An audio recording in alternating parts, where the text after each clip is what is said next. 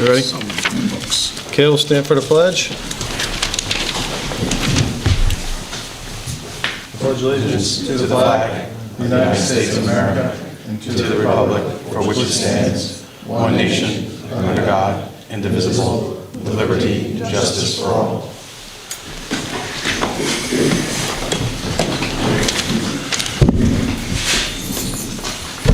Welcome to the April 15th, 2015 meeting of the Village of Rhinebeck Board of Trustees.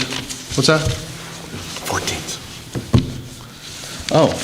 Today's yes. 14th. That would be the 14th. Thank you. Thank you all. I thought you were telling me it was 2014. Yeah. I was like, wow. I really took a nap. So yes, it is the April 14th of 2015. We have a pretty full agenda tonight.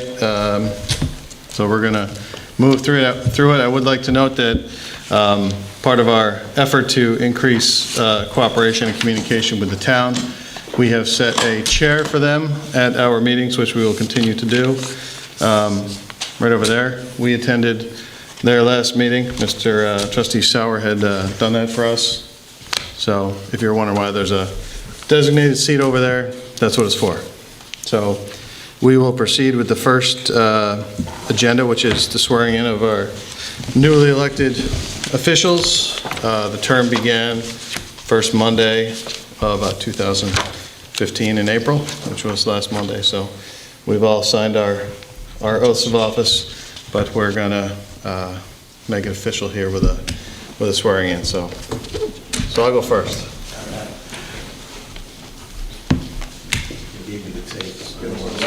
Oh, yeah.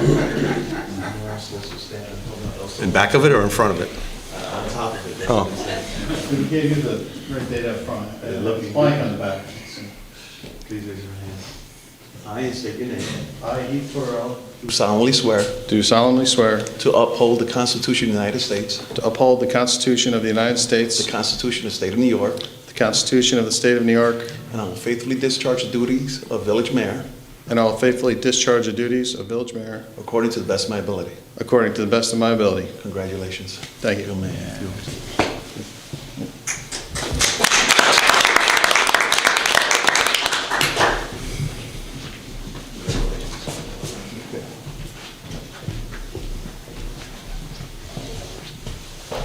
Where's my spot? Anywhere. My tape. No, you guys are good. This is Okay. secret. I state your name. I, Howard L. Trout, Do solemnly swear do solemnly swear to uphold the Constitution of the United States, to uphold the Constitution of the United States, the Constitution of the State of New York, the Constitution of the State of New York, and I will faithfully discharge the duties of village trustee and I'll faithfully discharge the duties of village trustee according to the best of my ability. according to the best of my ability. Congratulations. Thank you, Willie. Always a pleasure. Thank you.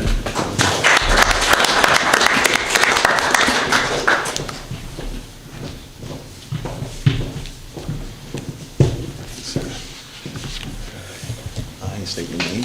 I, Heinz Sauer, Do solemnly swear do solemnly swear to uphold the Constitution of the United States, to uphold the Constitution of the United the States, Constitution of the State of New York, the Constitution of the State of New York, and I will faithfully discharge the duties of village trustee and I will faithfully discharge the duties of the village trustee according to the best of my ability. according to the best of my ability. Congratulations. Thank you. See how good man.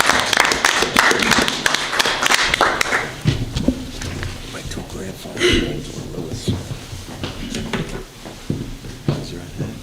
I state your name. I, Scott Cruikshank, Do solemnly swear do solemnly swear to uphold the Constitution of the United States, to uphold the Constitution of the United States, the Constitution of the State of New York, the Constitution of the State of New York. and I will faithfully discharge the duties of village trustee I will faithfully discharge the duties of village trustee according to the best of my ability. according to the best of my ability. Scotty, good man, baby. Judge. Judge next. Yeah, I think that's, Judge. I state your name. I, John Kane, Do solemnly swear do solemnly swear to uphold the Constitution of the United States, to uphold the Constitution of the United States, the Constitution of the State of New York, the Constitution of the State of New York, and I will faithfully discharge the duties of acting village justice and I will faithfully discharge the duties of acting village justice according to the best of my ability. according to the best of my abilities. Congratulations, John. Gentlemen, ladies, thank you so Thank you, much. Judge. Thank you. Judge? Thank you.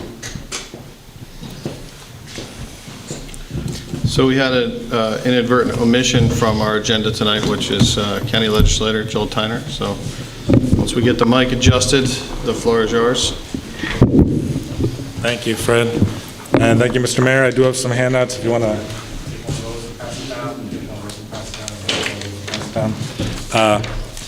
I was going to make a joke, a wrestling joke about Triple H, Heath, Howie, and Hines, but then there's Scott and John, so like, Triple H wrestling, I don't know. I don't know if anybody watches wrestling in here. So the three handouts that I'm circulating tonight are about three letters that I got signed at last night's county legislature meeting.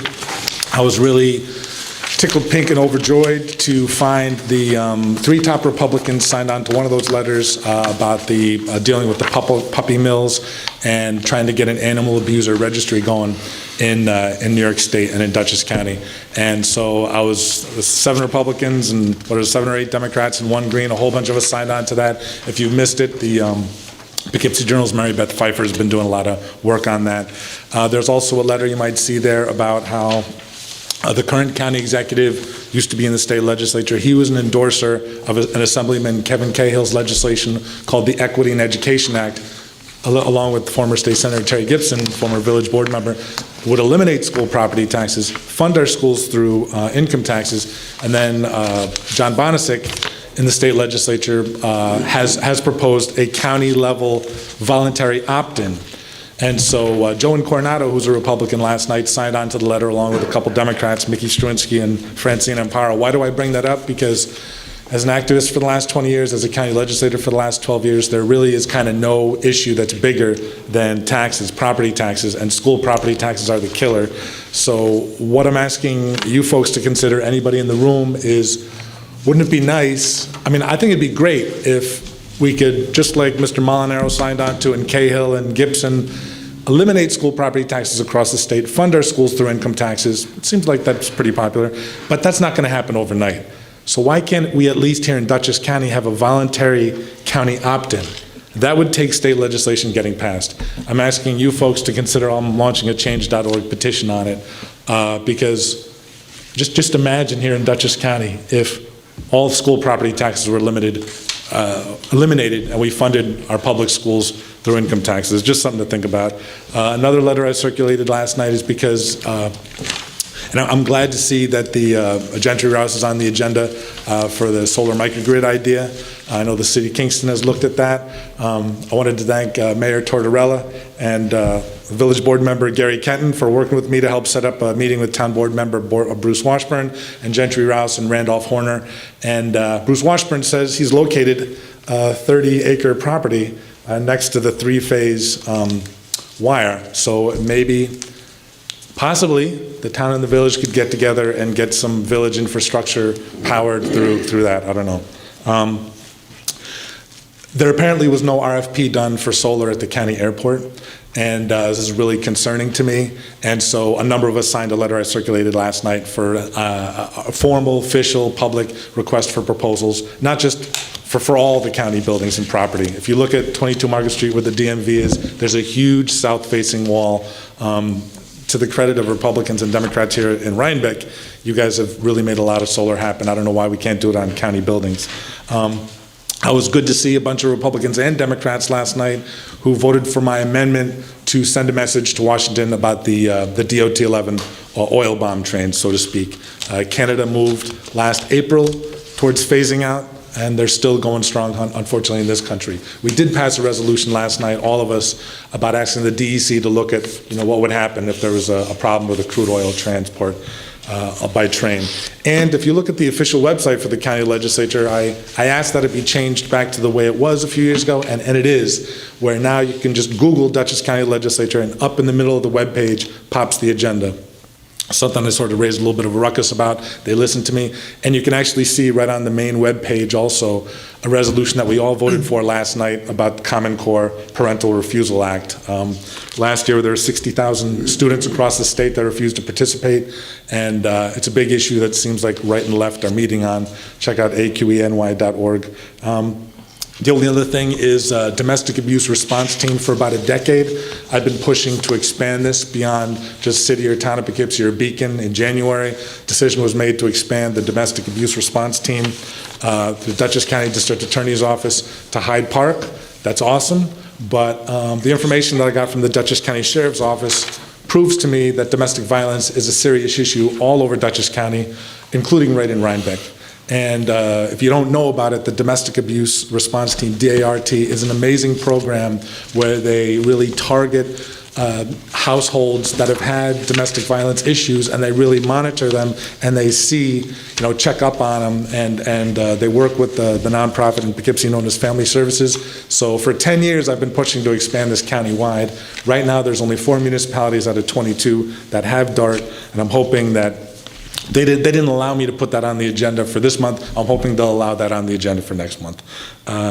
That's about it. We're having our Earth Day rally next Wednesday in Poughkeepsie, trying to ban toxic toys the same way that Albany County voted to do in December. And so the Earth Day rally is going to be next Wednesday, the 22nd of April, 4:30 in front of the county office building, 22 Market Street in Poughkeepsie. I'm at 876-2488, 464-2245. You guys did not have to change the agenda to allow me to speak first so I could run to the Town of Clinton board meeting, but you changed the agenda, and I really appreciate it. And I should have said, again, congratulations to all of you. So I have to run to Clinton now. Thank you. Thanks, Joel. All right, Joel.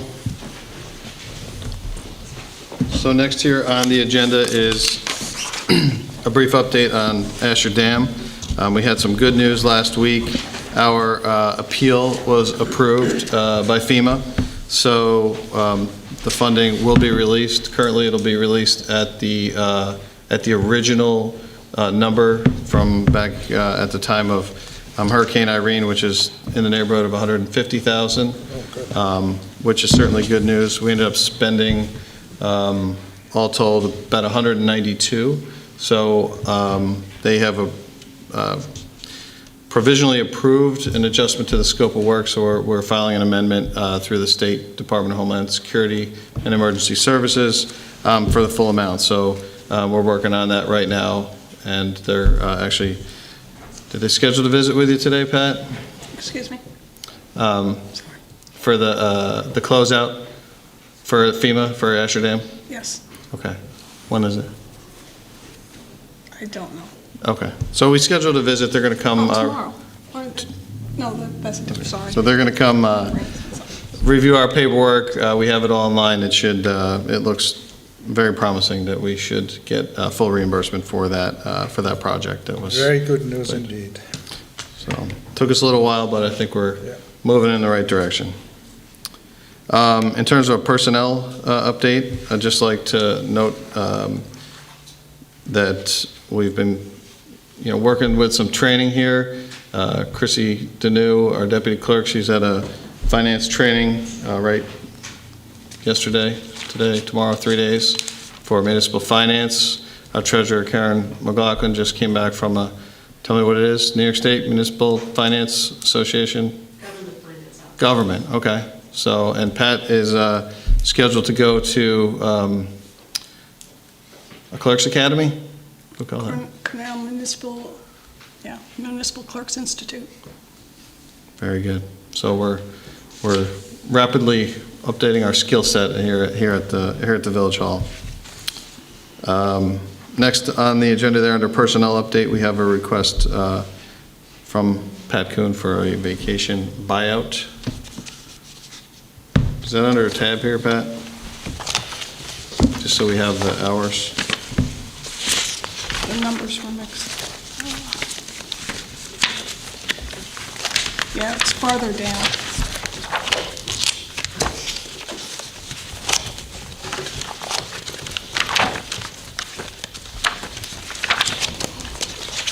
Okay, that's under tab 15. So I'll make a motion to approve the buyout of 70 hours, which will leave 125 hours of accrual. Second. Discussion? All those in favor? Aye. The next piece on here is another project that we've been working on for some time, which will be a new position for us. Basically, at least as long as I've been on the board, we've been talking about the need for a superintendent or supervisor of our public works, which would include street, sewer, and water departments. And we've batted around different ideas, and then a few months ago, I presented the concept of combining that with our building inspector position, and that has never been done in the county before, so it took us a couple months of negotiating and finalizing, but it's the new position has been approved by the county now, and the title is Village Superintendent of Public Works and Codes Enforcement. Just a little bit about that, we had talked about, not necessarily needing a full-time position to do that, but we thought it would be about part-time, so this will be combining the two, which will allow for, roughly 20 hours of oversight for those three departments. In addition to the oversight of the departments, will allow for coordination between the three. If the water department needs to dig a hole, hopefully our street department can do it for them, and we can make that happen.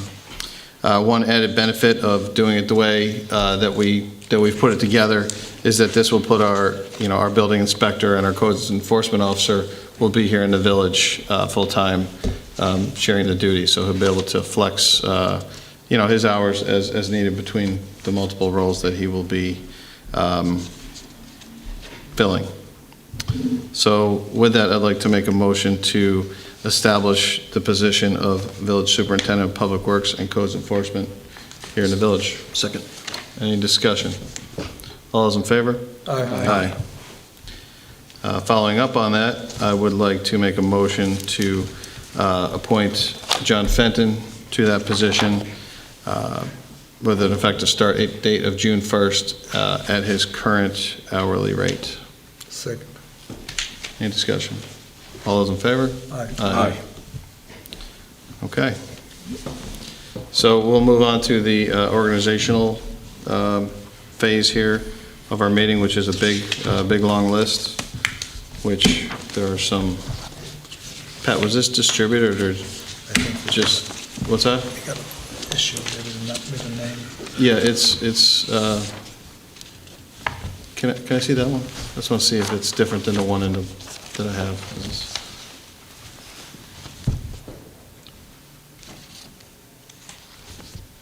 Okay, this appears to be, this is the correct one. Do you have more copies of that?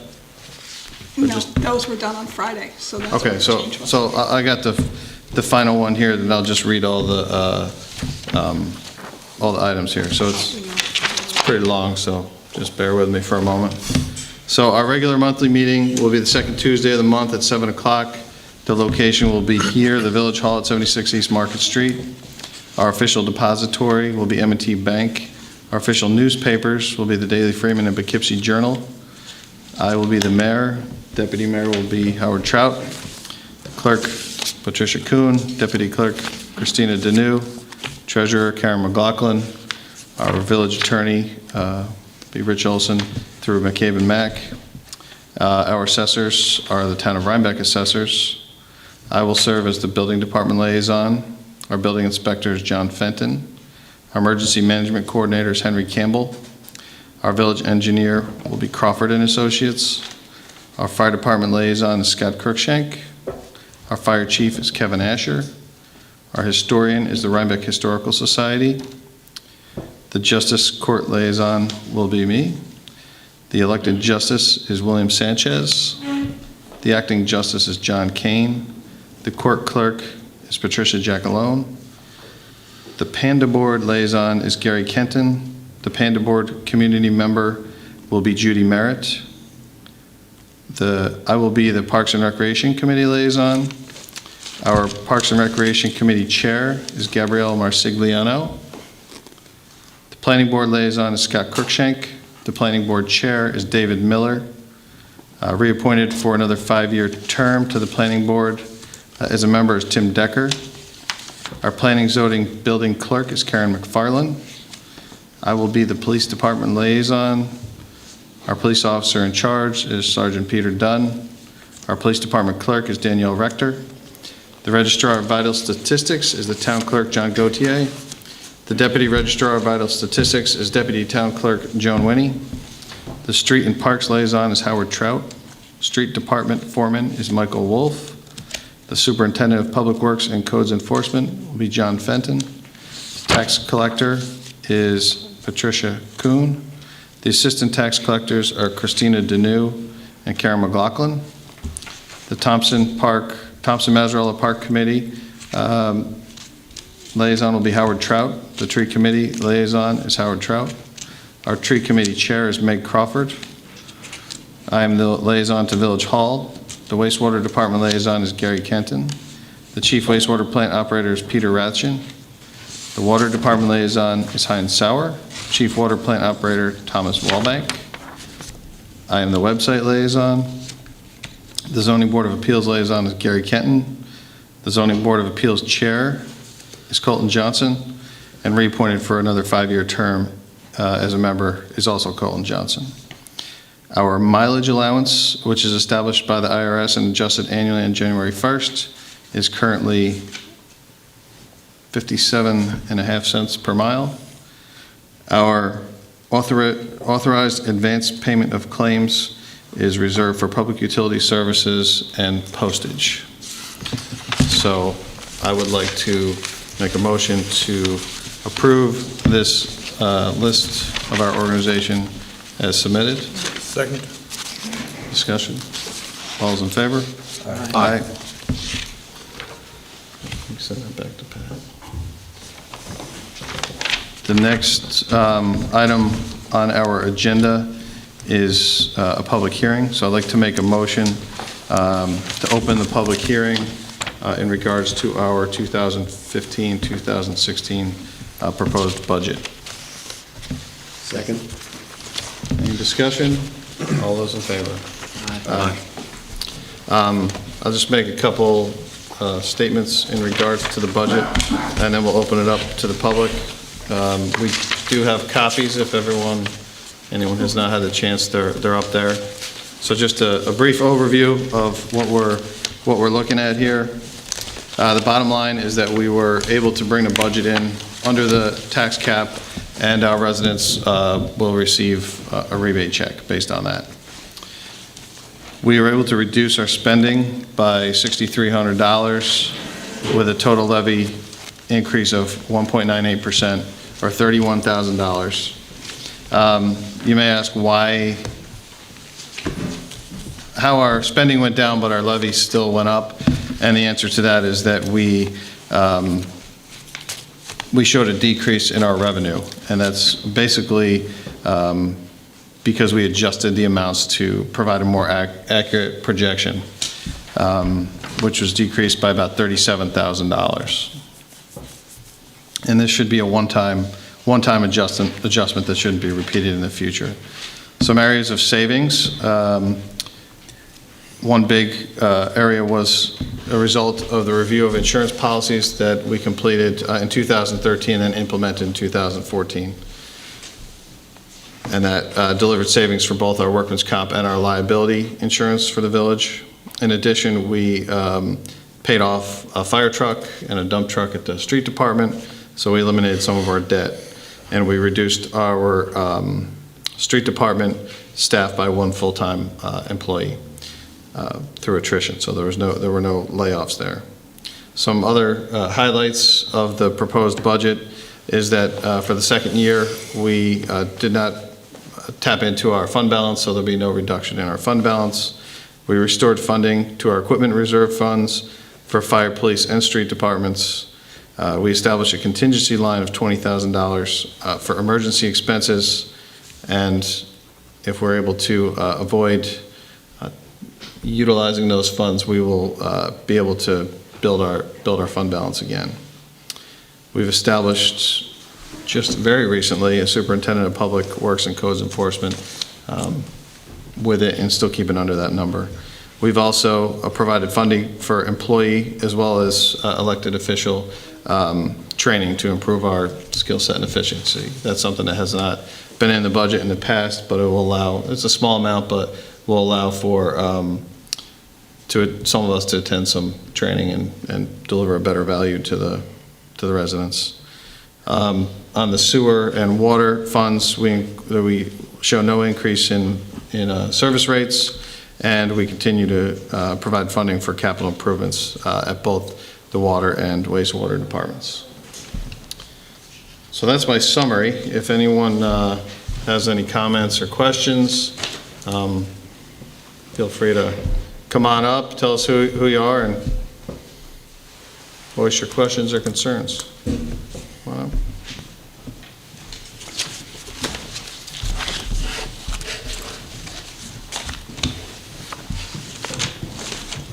Hi, thank you, Barbara Kraft. Nice to see you all. Thank you, Barbara. Sitting up there.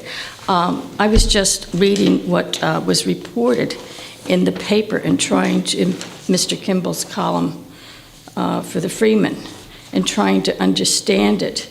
That the mayor's overall salary is going up to $16,000, and that's not reflected in the budget for the whole village. It's offset, $8,000 of it into water and sewer, which are user fees. That's correct. The same with the salaries for the trustees is increasing. So my concern is that user fees, those people who live in the town cannot vote for you. We in the village voted for you. You're also in office voting yourself an increase that was not discussed in public before the recent election. I would suggest that it's more proper in a political circle to set the new salary for the next person to take that seat, because you ran for that seat at that salary. I'm also very concerned that that increase of $8,000 for the mayor and a minor increase for the trustees, well-deserved though it may be, is hidden in the village water and the village sewer, so that I couldn't find it. I'm not the smartest, sharpest pencil in the block when it comes to math, but I wanted to express those concerns and have you address them. Thank you. Thank you, Barbara, for giving us the opportunity to provide a full explanation of that. Your numbers were just a bit off on the mayor's salary. It is going from 12 to 16 for a $4,000 increase. So basically what we have here is two separate issues. Historically, all of the administrative costs across the, at least the board members, have all come out of the general fund. Yet we provide oversight and provide the administrative component to the water and sewer departments. And this is not unique just to the people that are sitting up here. It also applies to our clerk, our treasurer, and our deputy clerk. So their salaries as well are split between the three departments. And we've adjusted that on multiple occasions. So as you know, we have a liaison for the water department, a liaison for the sewer department, and we all spend a significant amount of time providing that. So I don't think it's passing an unfair cost along to those departments or those funds. I'm well aware of the cost shifting and allocation of the clerks. That's historically been done. Mm-hmm. There's one village trustee liaison to the wastewater and to the water plant. I held that position previously to the wastewater plant. I know what's involved. When I was there, it was a very well organized, and Mr. Gasparini did a great job. You also have hired someone now to oversee that department. So in theory, by adding another layer of management, you have your chief operating officer of both plants that should require less supervision from you all. So I just wanted to bring that point. And again, you're in office, you ran for these seats with that salary, and to increase your salary while you're sitting in office does not look good. Thank you.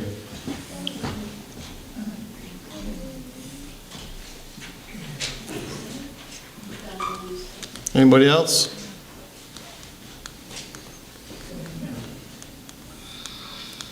No? Okay. Anybody on the board have any comments they'd like to make? I just wanted to let Ms. Kraft know that the reason for the, it's just such a new position, I don't know the title of public. Superintendent of Public Works Yeah, and super- Codes Enforcement. Right, that new position is to mainstream all the departments so they can work together easier. To have maybe, if the water department needs a hole dug, call the highway department, okay? So this guy's gonna know what's going on. Hopefully it'll save money in the long run for everybody. And this position was here many years ago in the village of Rhinebeck. I don't know when it was stopped, but 1995. 1995, okay. Chase out, it was stopped because it cost the village $75,000 in buyout to get rid of them. Oh, well, we're not planning on doing that again. So it was a position that was fraught with problems, and it was abolished in 1995, if you've done your history. So just, Well, let me just remind you, this is a different board, too, and I it's know. nearly 20 years later, or 30 years later. right. But it's still a small village, and it still is a small community. And our water, street, and wastewater, the pipes have not, to my knowledge, they didn't have a problem when I was active on the board in communicating their needs. They worked very well together. Maybe there have been problems in the past few years that I don't know about. So I appreciate your listening. I'd hope you consider those points. Thank you. Thank you. So I'll make a motion to close the public hearing. Second. Discussion. All those in favor? Aye.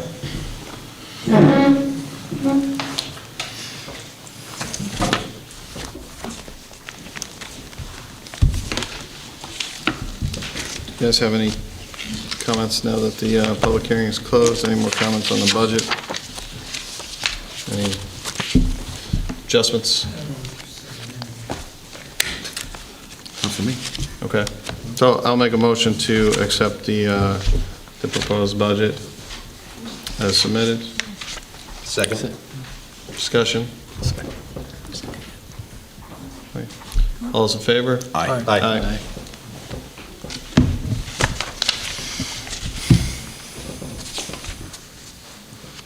So we don't have the next one, he's not here yet, right? Just want to thank our treasurer. I was brand new when we did the budget, so I was completely clueless, but the numbers were so much better and clearer this year, so just want to say thanks. Nice job. Thank you, Thank you very much for your help.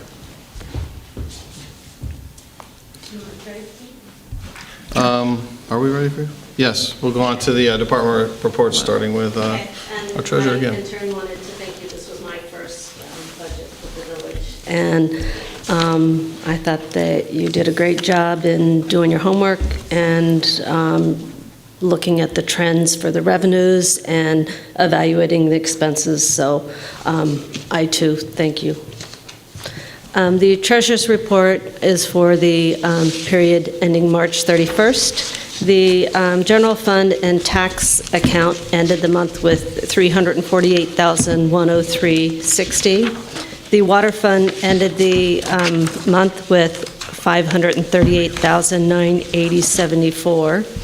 And the sewer fund ended the month with $717,264.19. The vouchers to be approved this evening also include the utility bills that were prepaid, and those in the general fund amount to $82,472.04. In the water fund, $49,240.20. In the sewer fund, $61,102.44. Regarding the CHIPS, we received our CHIPS reimbursement funding in the amount of $121,305.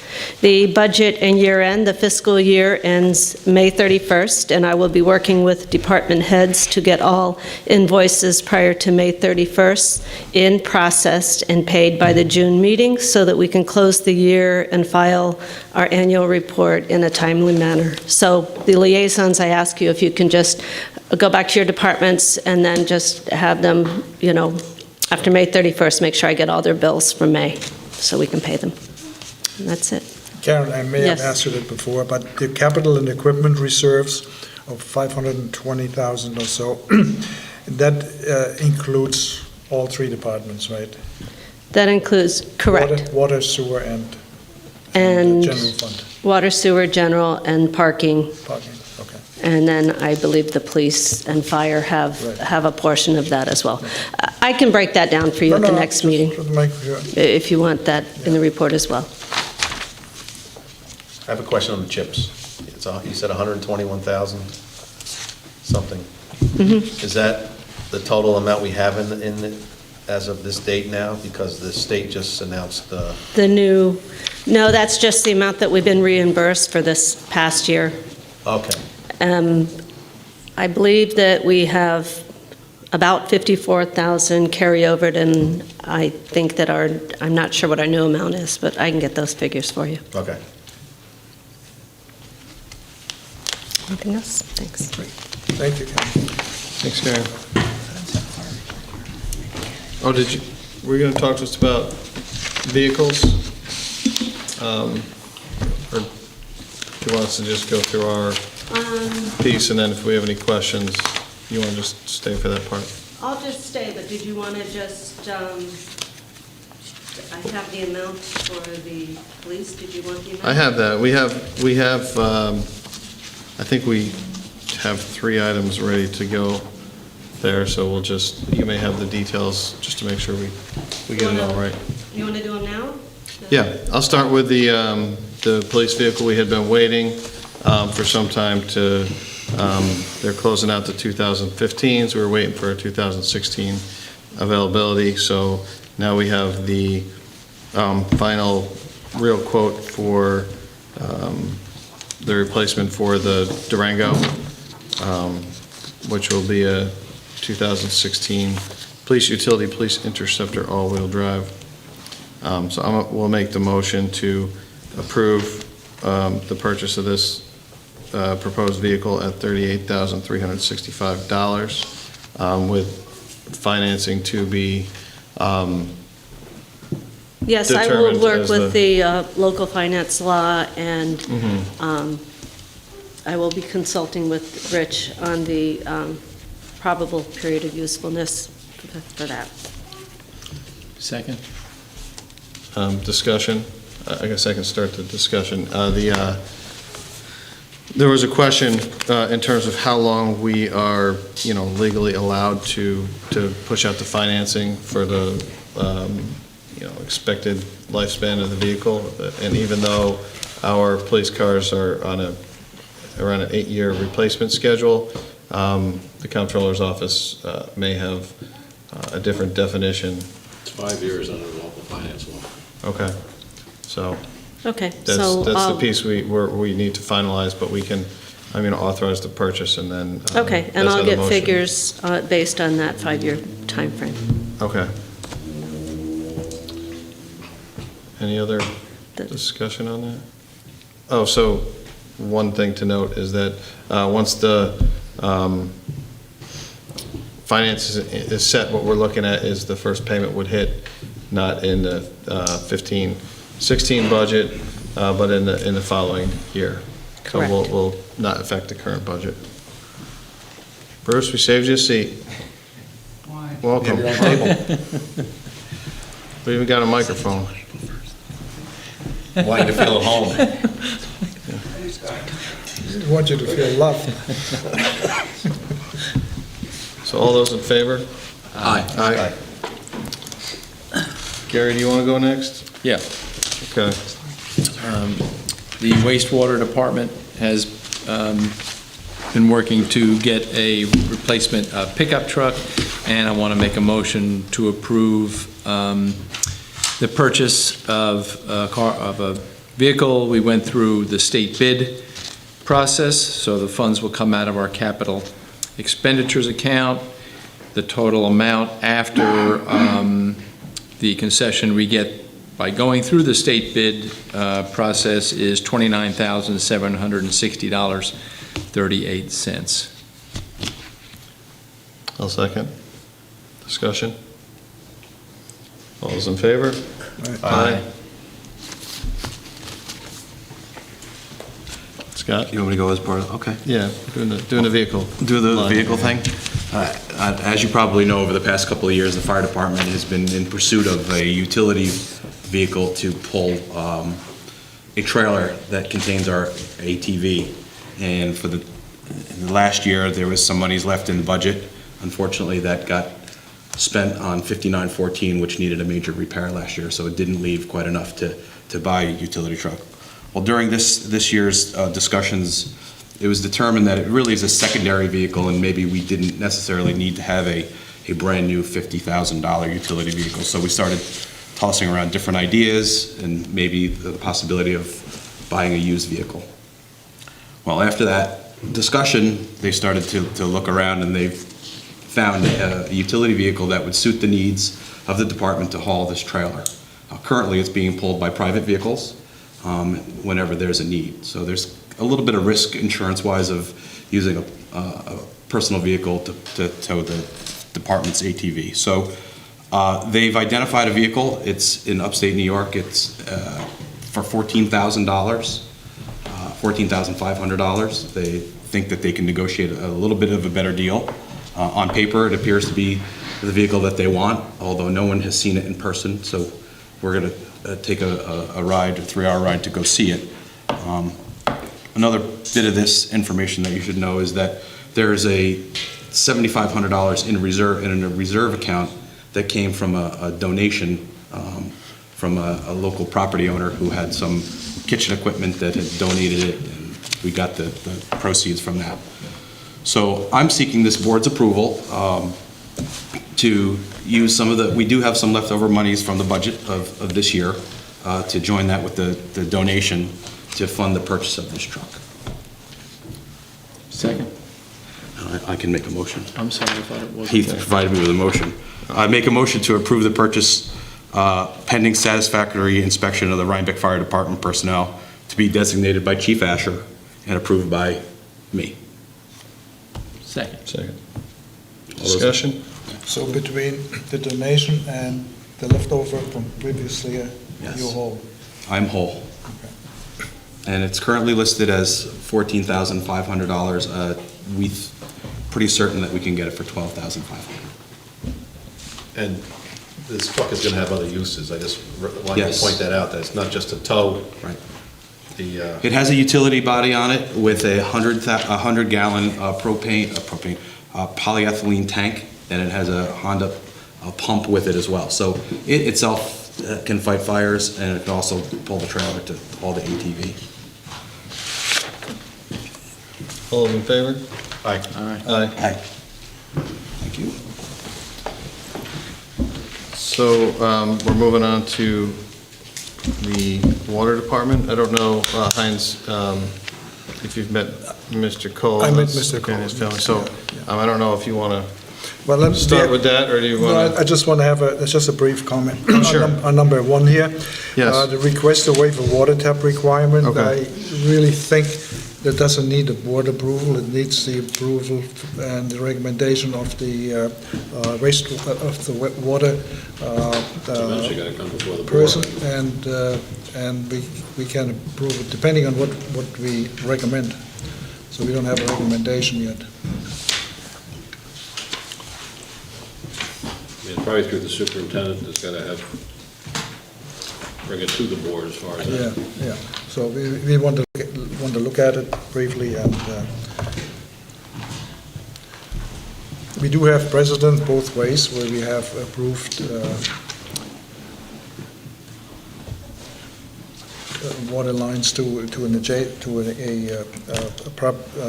building in the back of another building, and also in some cases we have asked for a second line to be put in. So we want to just look at it. Got to have review by the water department. Yeah. And then approval by the board? Yes. Okay. So we'll table it until Table. Tom has Yeah. made a Or our recommendation. next Right. meeting. Yep, okay. The second item is we had a service line failure, which happened to be quite a big failure. We probably lost a few million gallons of water. It happened in the hamlet of Rhinecliff, close to storm drain, where the water drained in the storm drain. We never noticed it until the account owner informed us that he has low water pressure. After looking at it and seeing what was where the problem was, it turned out to be in a service line, which in this case is a long service line. It's made out of two parts. One of them was recently, like 10 or 15 years ago, replaced by a copper line, which went to the edge of the property of Mr. Cole. And but the remaining service line from there to the corporation stop of the village's line was not replaced, and that is the part that blew out. And that was quite a significant blowout, caused most likely by corrosion. And as I said, we lost huge amounts of water there for a long time. Apparently that was going on. I don't know when you first noticed a drop of your water pressure, but it must have slowly gotten worse. So it happened just in one shot.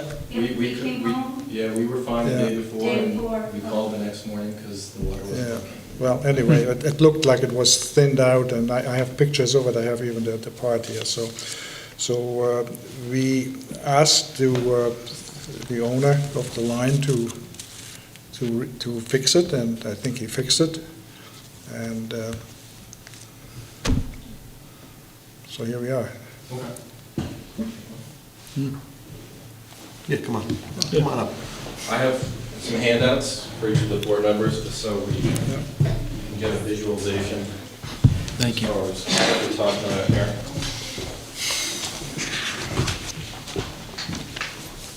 Thank you. Thank you. Thanks. So the Heinz is correct. On Wednesday, April 1st, we had we didn't have any water pressure at our house, so we called the village to find out if they were doing some work, and unfortunately we were told no. A couple of gentlemen from the water department came out. I think it was Anthony and Bryant. Very helpful, went down to the storm drain, did a test. I guess that because there was chlorine in the water, they knew that it was not just storm drain water, but something from a line. The following day, Jeff Decker came out to the property, repaired whatever leak there was with the line. Our water service has been fine since. So Heinz is also correct that my parents previously owned this property, and they replaced the service line from our house up to the point of the street. The piece that we're talking about here that was replaced by Jeff Decker, this is the Rhinebeck train station drive-in, is across that, and I received a letter saying that I had to connect all the way up to Hutton Street. So we're talking about, the service line from my house to the corner is off my property already, but at least it's not in the road. We're talking about, I guess, 200 feet within the road. So I received a letter, which is the second page of the handout, which essentially said that despite making the repair, that I was in violation of your code and that our water was going to be shut off on the 17th. This was a surprise, to say the least, when we received this. I'm sorry, who sent that letter to you? I think Rich emailed it to me as a courtesy. Right. It hasn't been fully. That letter wasn't really vetted by us. I'm sorry? That letter was just a communication between me and the attorney. Right, and I sent a courtesy copy on to Justin, and we've had many discussions since then. Okay. As far as any violation of the code, you're not being ordered to replace the pipe now, but we're putting you on notice of the fact that that pipe is probably going to degrade. I understand, and I don't take this letter as the official village position. It's been made clear to me since then because I've received a subsequent letter today. But I think it's important for the board to know how they're communicating with members of the public. And, I was given an estimate that it was $2,000 to fix a 5-foot piece of pipe, not knowing how this all calculates. I did some quick math, and 200 feet of pipe, if it was the same cost per foot, would be $80,000. So I would imagine that that would be a tough pill to swallow for anybody who gets this letter and is told that their water is going to be shut off in a short period of time.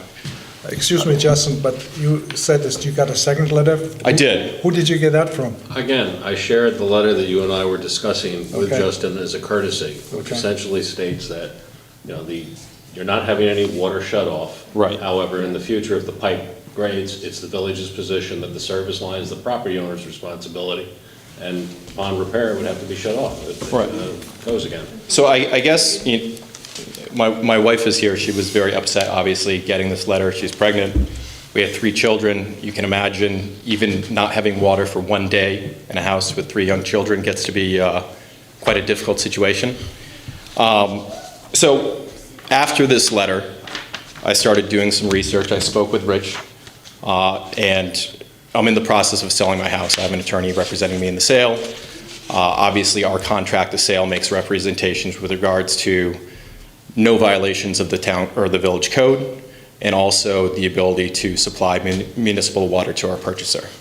So this letter, even though not official, would have created problems with my transaction, which is why I started doing this, literally for the past week. I don't know what my legal bill is going to be, but I'm sure that it's in the hundreds, if not thousands of dollars, because I needed to find out what was really going on and how this was going to be resolved. The second page, or the third page rather, of your handout is a copy of the village code as it relates to service lines. I highlighted in red the various sections that say the responsibilities of the property owner.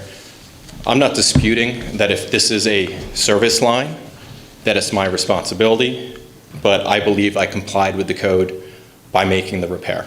So I think that the letter that I received initially was in error and has since been revised, and I appreciate that having been done, because nowhere in your code does it require a property owner to replace a line. It requires them to repair a line, and I think that I think we've come to that conclusion. right, so we're in agreement with that. So Justin, just so you know where we're coming from, this is actually the failure of your pipes here, quite significant. Right, no, I see. Okay, and these are like razor sharp here, so this is not just something that happened just like that. It must have happened for a long time, And given, I'll say under oath that our water was fine the day before. Right. I've got 4 witnesses who will verify that. Sure. I don't know how. all I'm trying to say here is that 5-foot section that was replaced is probably not a heck of a lot different than what we took out here, or the rest of that line is not. That may or may not be true. Okay. I mean, I don't know what the rest of the line looks like, and I don't think you can say with any certainty what the rest of the line looks like either. It's speculation for either of us to make a conclusion one way or the other. The next page of the item, again, this is the most recent letter I received, which essentially no longer says that I'm in violation of the code. Also doesn't say that my water is going to be shut off, and I appreciate both of those points. What is of concern to me is the following, which is, why am I receiving a letter in the first place if I complied with the code by making the repair? And why is there language in this letter to the effect that, I highlighted some of the language that is problematic. The first sentence that's highlighted, says that we lost millions of gallons of water. I don't know how you're coming to that conclusion. I don't know how the village tracks the amount of water that's going through one line or the other, but I Googled what 1 million gallons of water actually looks like, and it's essentially 10 feet the size of a football field. So that's an awful lot of water to lose in one day. So it's not in one day. You lose, from what I can tell, you lose about 100 to 200 gallons a minute. okay? You run over a number of days or weeks. I don't understand how you're coming to the conclusion that it was over a number of You can figure days. that out by the size of the No one holes. is asking you to pay for the water. I understand, okay. Yeah, So, by the size of the holes and the pressure behind it. I understand. Okay. So the next section of this letter that I highlighted that I find problematic still, and I've requested it be removed. I understand that that request isn't being granted at this time, is, given the age of this pipe and the condition of the section removed, it is evident that there will be additional breaks in the near future. I don't know how somebody can say that it's evident that there's going to be a break in the near future when a repair was just done and my water's working fine. So, Base that we fixed 5 feet of it and there's 200 of them. I understand, but we don't know what the other 195 feet look like. Some of this language is just redundant. The village code says what the village code says. It says, we have to, it requires type K copper wire, whatnot. I've, done some research. I know Rich has done some research and spoken with New York Council of Mayors, General Counsel's office. I don't know that we agree on a certain point. I think we're all in agreement now that I'm in compliance with the code, and that's very good. I think there is a open question as to whether or not, I think there's a reason why my parents replaced the line 10 years ago to the point that they did, which is they felt that that was their legal responsibility, and once you start hitting the road, that's municipal infrastructure, and they're not their responsibility. This part of the New York Village law, I highlighted in red, Rich has seen this, says that the Water Commission may lay additional pipes for the purpose of distributing water from mains, right? So we're talking about water mains, that's what's in Hutton Street. And then this section seems to indicate there's something else, a distribution line that can bring water from a main to a property. I'm of the position that you have a water main on Hutton Street, that the piece of line from Hutton Street to the corner of my property is a distribution line that was put in place whenever it was put in to provide water to a paying customer, which whoever's lived at my property has been for several years. And I assume that part of what I pay in water isn't just for the water that's being delivered, but also to maintain your infrastructure. I came to the water department to see if there was any records as far as when this line was put in. Nobody has any records. Obviously, it was done a very long time ago. I can tell you that my title, which when they do a title search goes back a very long time, has no record of me as a private citizen having an easement over a town road or a village road for water service. So that is I guess a factual question that we don't know the answer to, is who actually put this in whenever it was put in. And I think that bears some light on who would be responsible for replacing it should it break in the future. The next section of the village code that I've included, again, Rich has seen all this, talks about the village's authority to require property owners to repair such connection pipes to and from water mains, again, water main being in Hutton Street, or distributing pipes in said street or any portion thereof in front of, key word there, or upon each separate piece of property. If you look at this statute, it seems pretty clear to me that there's the idea of water mains, distribution pipes, and requiring property owners to repair service lines up to the point in front of their property, which was done when my parents replaced this pipe several years ago. The village law, unfortunately, seems to be somewhat ambiguous on this. So I charged my counsel to say, okay, I want you to go out there and find out anything that you can that's more on point on this, because I looked at all the cases, I couldn't find anything exactly on point. I don't know whether your counsel did or not. What my attorney found, and this is the next page, and I'm going to admit that this isn't directly on point. This relates to Public Service Corporation law, which would deal with if there was a waterworks company supplying this water as opposed to municipality. In that situation, it's clearly defined that the entity supplying the water is responsible for the portion of the line between the main and the customer's property line, and that the customer is responsible from that point to their house. So outside of the village law, if this were, a Waters Works corporation, I don't think there would be any doubt whose responsibility this line would be. Another section of that law makes it clear whose responsibility it is to replace or repair if there's a leak or a break in the line. And again, it would be on the water provider. I'm responsible from my house to the road. If this weren't a municipality, it would be clear that the responsibility would lie with the party who's supplying the water. This last piece is just, the initial contract that I've signed with the village. I've been a paying customer for the past 10 years. My parents were paying customers for 10 years or however long, 6 years before that. And Roger Cole, who owned the property before me, I'm sure was paying for his water long before I was ever in the town of Rhinebeck. Even the most recent letter that was sent to me is problematic in the sense that it's speculating that I'm going to have an imminent failure, which I don't think is true. I don't have any way of proving that. I don't think you have a way of proving it on the flip side. But I guess what I'm asking the board is, why I'm receiving a letter at all if I've complied with the code that has this information in there. And I don't know, do you want to get up and say something? I think you have to stand up. The question really is to, I clearly didn't know I owned that much pipeline. How would I know? You don't have any records. So there could be 100 people out there in the town. How many people have the same issue?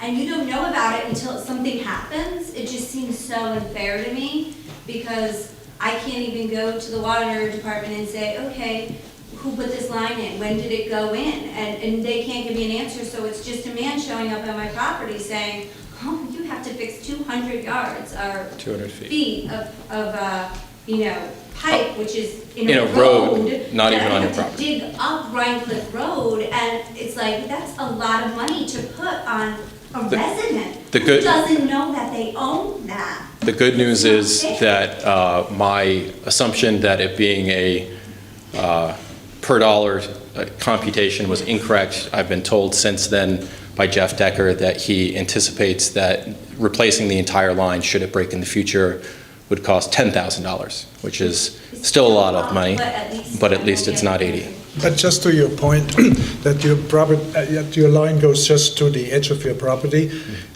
almost every homeowner here who's connected to the water, their water lines, their service lines go somewhere into the street. Some of them farther, Right. some of them not so far, depending on where the water line, the main trunk line is located. Absolutely. And the extension that we did, or my parents did before me, goes several feet off of my property. So I'm not saying, oh, you have to bring it right up. 50 or 100 feet. 50 or 100 feet, I think, is pretty No, good distance. in my case, I live in a village in a small lot. Right. Mine goes out close to 50 feet. Right, no, and I think that if you looked at the sketch of my drawing, and I was down there today, there was certainly, I would say at a minimum, a 25-foot pipe that was installed off of my property to take it down to the corner where this road is. So, again. And also, not just to be facetious about this, but when your parents replaced that line, they replaced it for a reason. They replaced it because it probably looked bad. Well, didn't leaked water, didn't get water pressure and so on. I think what actually happened was there was a instance where the water pressure in the house was stronger than what the pipes would support, and there was a flooding of the basement. And at that time, a plumber came in, put on a new pressure valve, and said you should probably replace the service line as well. And my parents did so up to the point that they felt they were legally responsible to. There isn't a person that I've spoken with, a lay person, who when I tell them this situation and that I'm being asked to fix a portion of a pipe across the entrance to the Rhinecliff train station on the other side of the street, would think, oh, well, yeah, that's your property. So, Is there anyone else served by that distribution line? I don't, I've been trying to find out from the water department No, when there's this, and we know that with certainty. There isn't somebody else that's shooting off of it. It's Okay. just you. Is it possible to get like a map of the village infrastructure so that we can see? Well, these lines were laid about 100 years ago. And there's no. So how do we, I guess that, We how do we can't know? find a map. As a matter of fact, I'm going to. So I'm taking it on the village's word that 100 years ago, the person who owned my property decided that they were going to go out into the road, dig, put down a pipe, yet there's no easement of record on my property that says that I have a legal right over this, and that's a more likely scenario than a municipality who has the authority to actually dig up that road and put in infrastructure doing it. When I can't prove, nobody can come to me and say, you came to, or a property owner came to us and made this request. So again, I'm kind of lost a bit here to understand how we ended up being responsible for something that doesn't even come close to our property. Let's put it that way. So where are we at now? He repaired the pipe. Basically, as Justin said, we recited the law. As far as the law is concerned, it's a service line. The service line is the responsibility of the property owner. And the fact that it's laying in the municipal right-of-way doesn't change that fact. Even according to NICOM counsel, and I basically sent Justin's arguments to NICOM, and I said, what's your opinion? Yeah, but he repaired the pipe. This is all At new to this me. point, It's the he's first not time I've seen all at this. this point, he's not in violation. He's repaired the pipe. Right. This is simply a notification that, it's our opinion that you got a problem in the future. That's all it is at this point. And if it breaks again, of course, the only solution that we have is we have to terminate service until it's repaired again.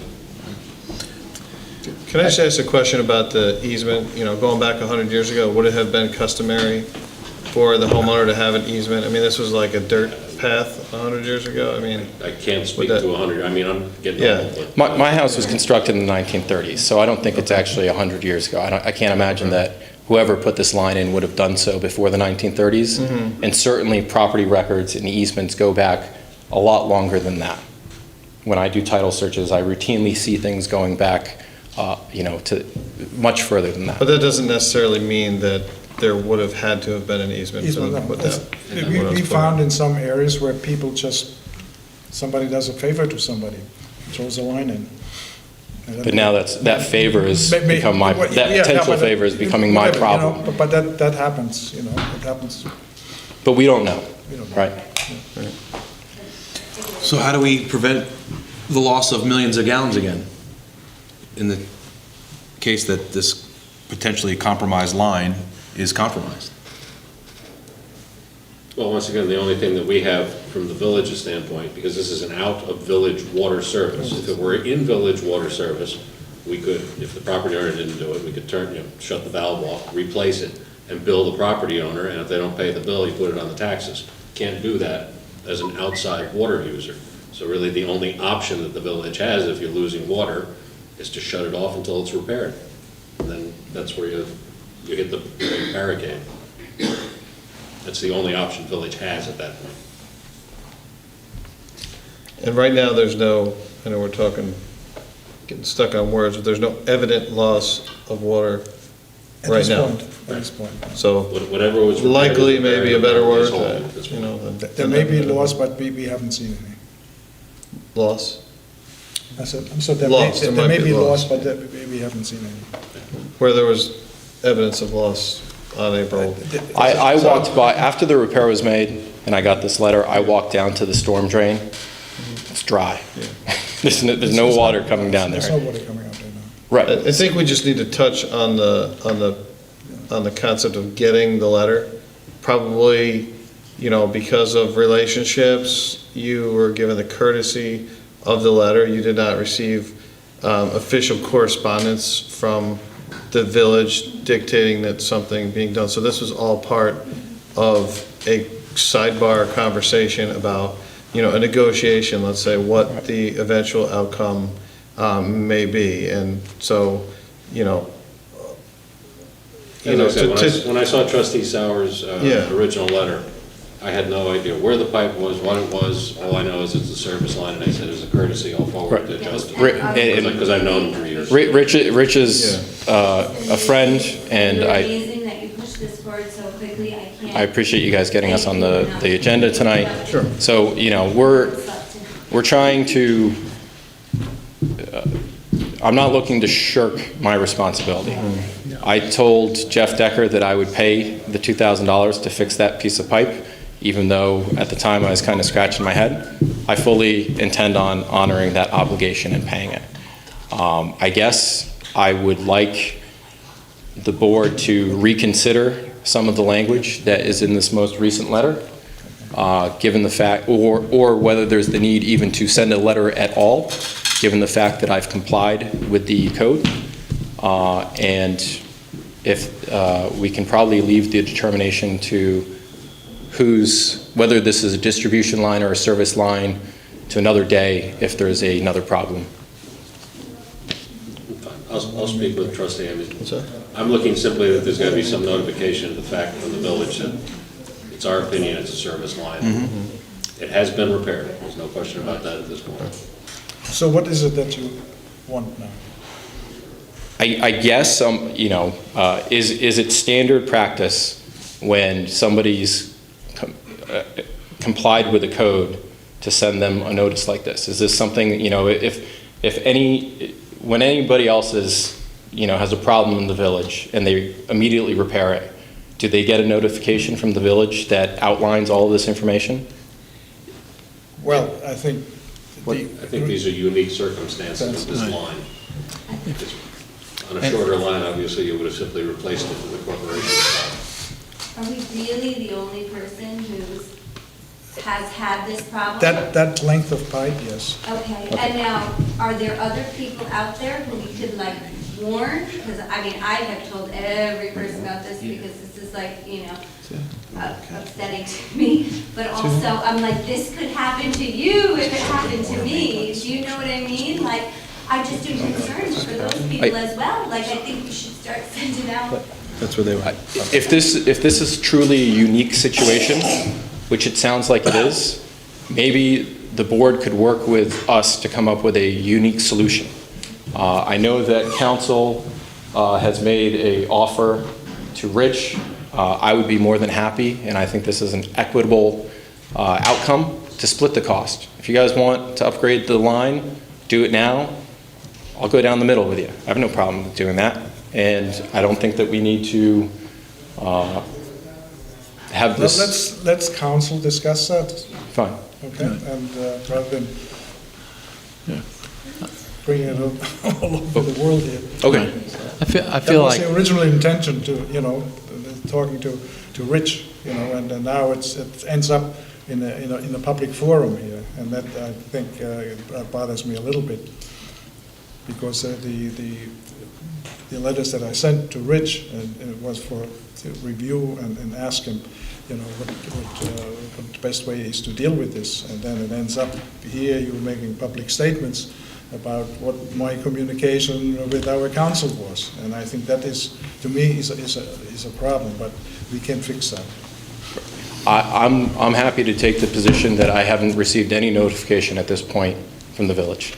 So any communication that I've received from Rich was friendly emails back and forth between the two of us.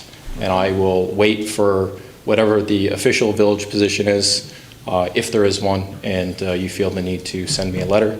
And we can, if we want to speak about this some more, again, I'm not looking for any favors, I'm just looking for a reasonable solution. Okay. All right. Thank you, Justin. I just feel like saying that the overall context beyond your particular situation, which I understand how you feel about it, is that we are trying, Trustee Sauer leading the charge, to get a handle on this aging infrastructure. And what guides us is our fear for the aging infrastructure, and we're working very hard to try to repair and build before disaster strikes. So I'm just saying, that's the bigger context, and when we see something like this, I think that's the concern, is that we want to fix it now. So that's I'm on board, and I'm willing to work with you. I can tell, we appreciate it. Thank you. All right. Thank you. Right, Karen. So, we got a water main break. Why don't we say that now? Well, I don't know exactly what the situation is, but we seem to have a major... Not at your house. The report's coming in, we have a water main break right under the traffic light. As you were That's what's speaking. happening here right now, so. You know anything about that, Pete? No, I don't. The officer may be out of it, but I. Okay, you wouldn't have got any Bruce calls. knows. Yeah, my son at 10 will be Flooded down. I think we trying want to to get a hold of you continue. guys. For water. Yeah, go ahead and finish up the water Yeah. department. We had net treated water in March, all of March, of 12,455,000 gallons. In the water plant, we installed a streaming current detector to automatically disperse and monitor the coagulants. That should save us money in terms of chemicals.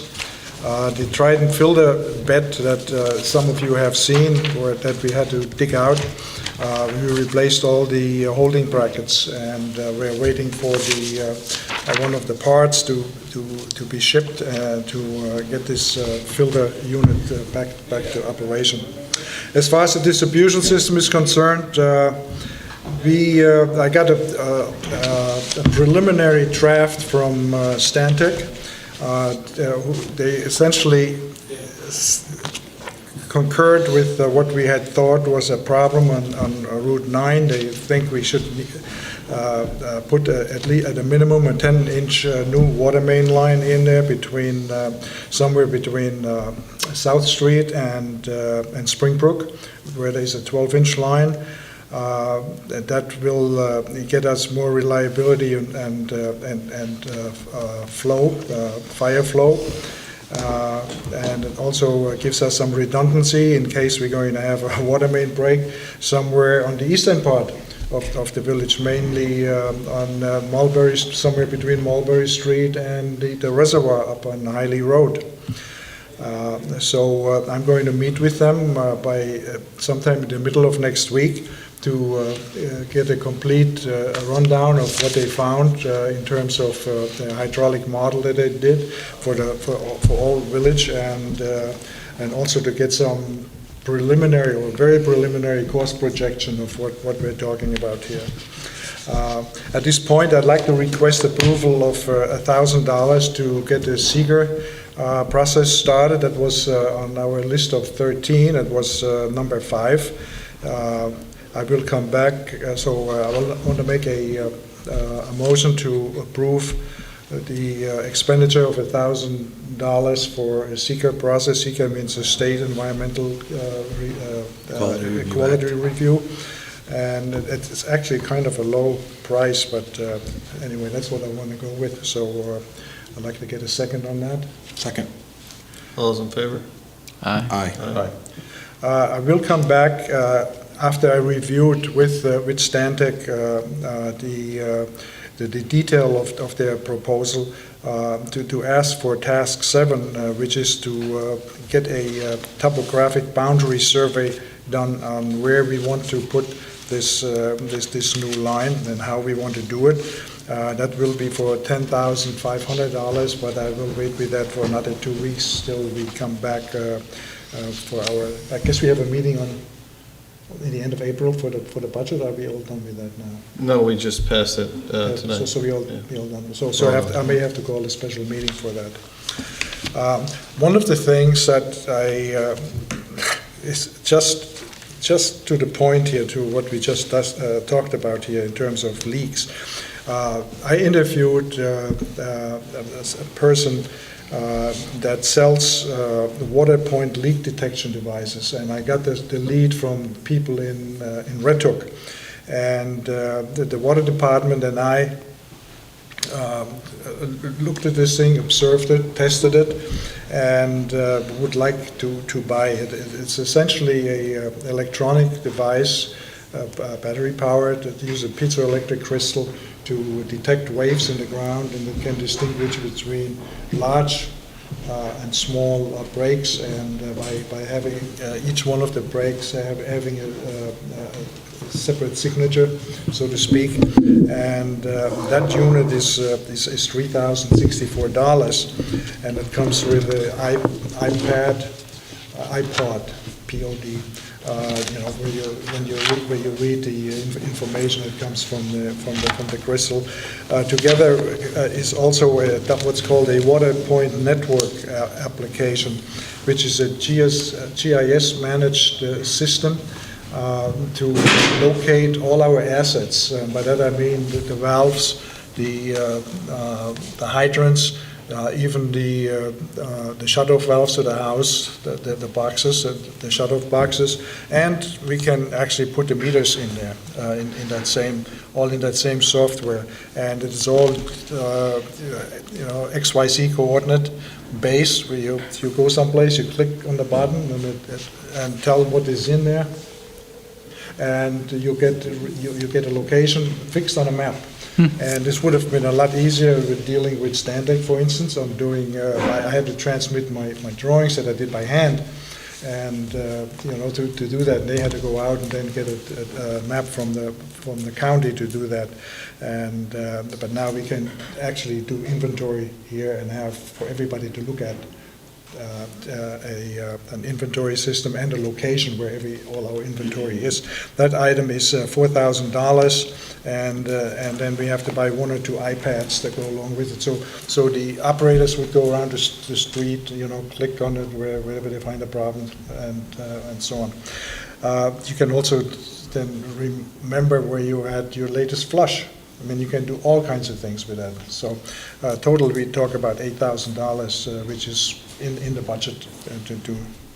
So I'd like to get approval from the board to go out and buy both a leak detector and a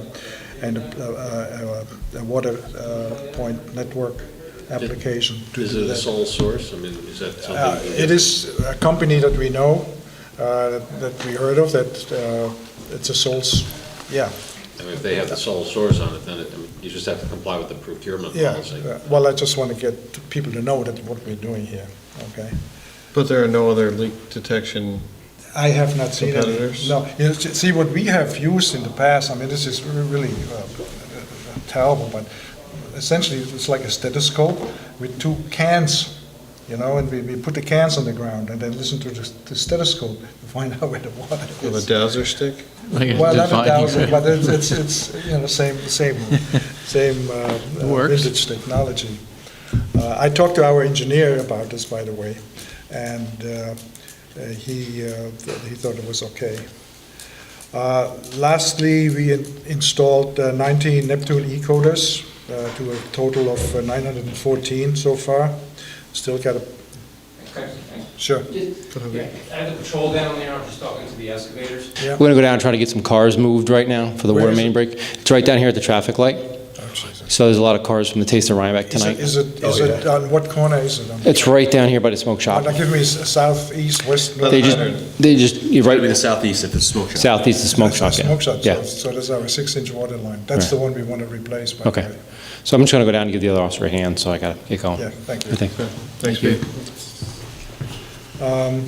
Energy, we participated in the energy reduction event, ECS. Some of them have, Howie had asked me what it is, but essentially what we pledged our generator in the water plant to provide power for ourselves in case of a national grid problem. And so we were called for 1 hour, and so we should get a check for that at some point. Every 3 months you had asked me to give you an update on our solar energy production. So from January 1st to March 31st, we consumed 14,500 kilowatt hours, and we generated 3,114 kilowatt hours, saved about $498 on that. I also wanted to give you just a brief update. I had signed up for a fixed price with Viridian some time ago, and I've been monitoring the cost versus what Central Hudson would charge us. We have every month been significantly below what Central Hudson's supply charge is. Okay? So And I just wanted to note the solar production probably is the lowest point of the year for Yes, for it is, producing. yes.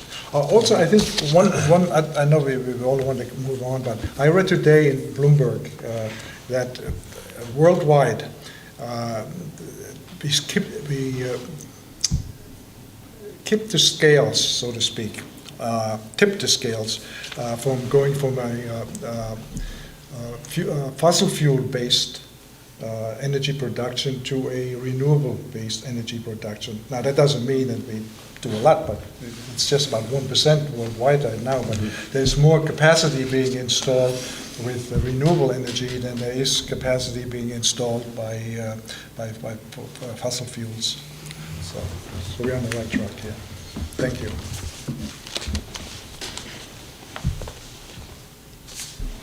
We'll talk about hydrants maybe a little bit. I know we next month we'll do a little adjustment to the speaker there. So I like this. So Bruce can't hide out so much. But the latest on the hydrants, I know it came up at the March 23rd town board meeting. I understand that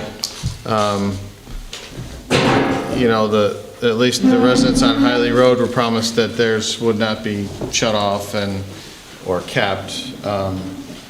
But I'm told most recently that payment for the hydrants may be now tied to a discussion about fire district consolidation and such. I think they're two separate things. I agree. I think we didn't have a formal discussion about this, is just what I heard. Okay.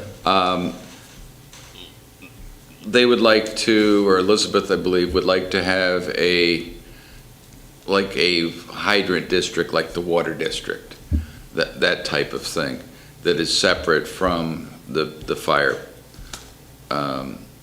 Because while you keep them separate, in our books, they somehow have gotten merged together, that kind of a thing. So that's that. And then there was, I guess Warren has been talking to you about some issues, but I don't think the money isn't coming. I think the money's just slow getting here, is my opinion. That's good news. So, for all of them, or? Yeah, there's some that they don't. There's one on Kloss Road that's on village property. Well, yeah, I was going to talk to that, actually. You're right. We think it is either on village or on town property. So my question was if I should ask our engineer to survey and find out where the hell it actually is, because to me it looks like it's split halfway to the middle. So that's when it's been referenced, the hydrants on village property, that is the one we're talking about? That's the only one I know of. Oh, I thought it was disputing the ones located near the highway department or near the. No, but remember, this is what I've heard, and Okay. it's not a formal. We haven't had a formal discussion about it, so I'm just giving you the information that I have. Okay. But you told me there was 5 of them there, question, right? Mr. Raplansky called me at about 3 o'clock this afternoon and said that at least his representation was that they would like to consider not paying for 5 hydrants and paying for the balance of them. We met last night, so who knows what happens in the meantime. Okay. So how do we, who's? I mean, right now, my position would be let's settle up the bill that was approved with the passing of the town budget last fall, was proposed with our budget last spring, and then let's negotiate from here forward, as opposed to going backwards for, monies that have already been allotted and, expected, revenue there. We're talking hundreds of dollars. Right. Let's just put this little couple $100 behind us and move forward if we want to talk about which hydrants in the years to come. And, if at that time we want to talk about fire districts and water districts and such, then let's put this, speed bump behind us. And I think that was in your note that you sent yesterday? Yes. So, okay. I think people have that. We just haven't formally done anything with it yet. Okay. Next, wastewater? Oh, yes, let's have Gentry Rouse going to give us a short presentation on microgrid. Yeah. Yeah.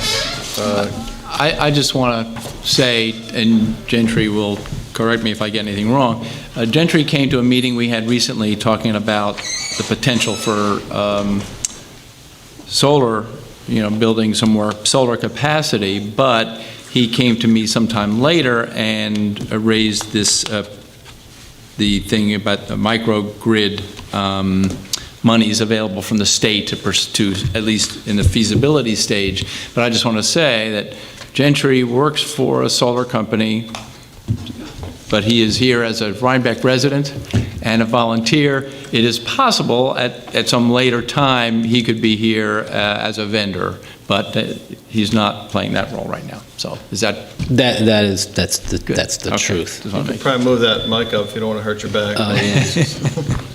It's down the midway. There you go. I always wanted to do this. You should have did that in Elvis voice. Though. Yeah. So I did print off. Okay, so, yeah, Gary's exactly right. I mean, let me give you guys, I put this summary together. I didn't know how many to print off. I just, printed off the opportunity, and I've come to the conclusion, I've always kind of had this conclusion that, I'll give you mine. You should, well, if you need it to No, I refer. got it. Okay. I can speak.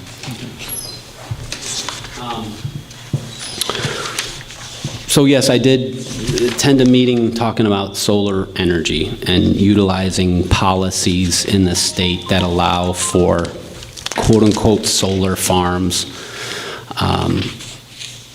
all sorts of things happening in the state. And one of the things that I thought was the challenge with Rhinebeck was just the idea that you don't have much land. The village, the town has land. You have to cite this. But in furtherance, I said, Rhinebeck is in a prime position because they have a substation in town. And that substation feeds a lot of the corridor up here. I think it goes to Red Hook. I think there's one in Milan, Statsburg. And in thinking about this, I said, well, what we should be doing, or the town, is to look at a microgrid. And most importantly, because the state is offering up $40 million as a program for towns to bring them proposals and why they need a microgrid. And so I was like, well, Rhinebeck's the perfect site because they have a substation. And what they want is they want, quote-unquote, critical facilities on this microgrid. So does everybody know kind of what a microgrid is, number one? I think it'd be good for. So a microgrid is basically a electrical distribution facility that's all, quote-unquote, islanded. When the larger grid goes down, this little grid pops online, and it produces energy to, well, they want critical facilities. So what they're saying is Northern Dutchess, they also want collaboration between public entities and private entities. So typically they're looking for hospitals, the town hall, the police station, the firehouse, maybe the high school, and maybe even the nursing home. And there's really no specific business model yet, really, on how this is going to manifest. It's really, this is as abstract as it gets. It's like, send me 10 to 15 pages of what you guys want to do, and if we select you, then you'll get $100,000 to study this further. And I said to Gary at one time, I said, this is due in a month, and so, but it's just paperwork. And so I said, well, this is what I do all the time. I've been successful in getting millions of dollars for towns in Connecticut, and so I said, this is just a matter of, doing the work and pulling the resources together or whatever. So, so that's why I'm here. I'm basically telling Rhinebeck that, you're in a unique position because you have a substation in town. And they're actually expanding that substation because the hospital just expanded, so they need more load. And then when the fair comes in town and everybody comes up from New York City, there's strain on the system. And you probably see, I don't know, you'd have to collaborate with a lot of different entities, so this is, a full-on race, if you will. But I really do believe that Rhinebeck has the opportunity to,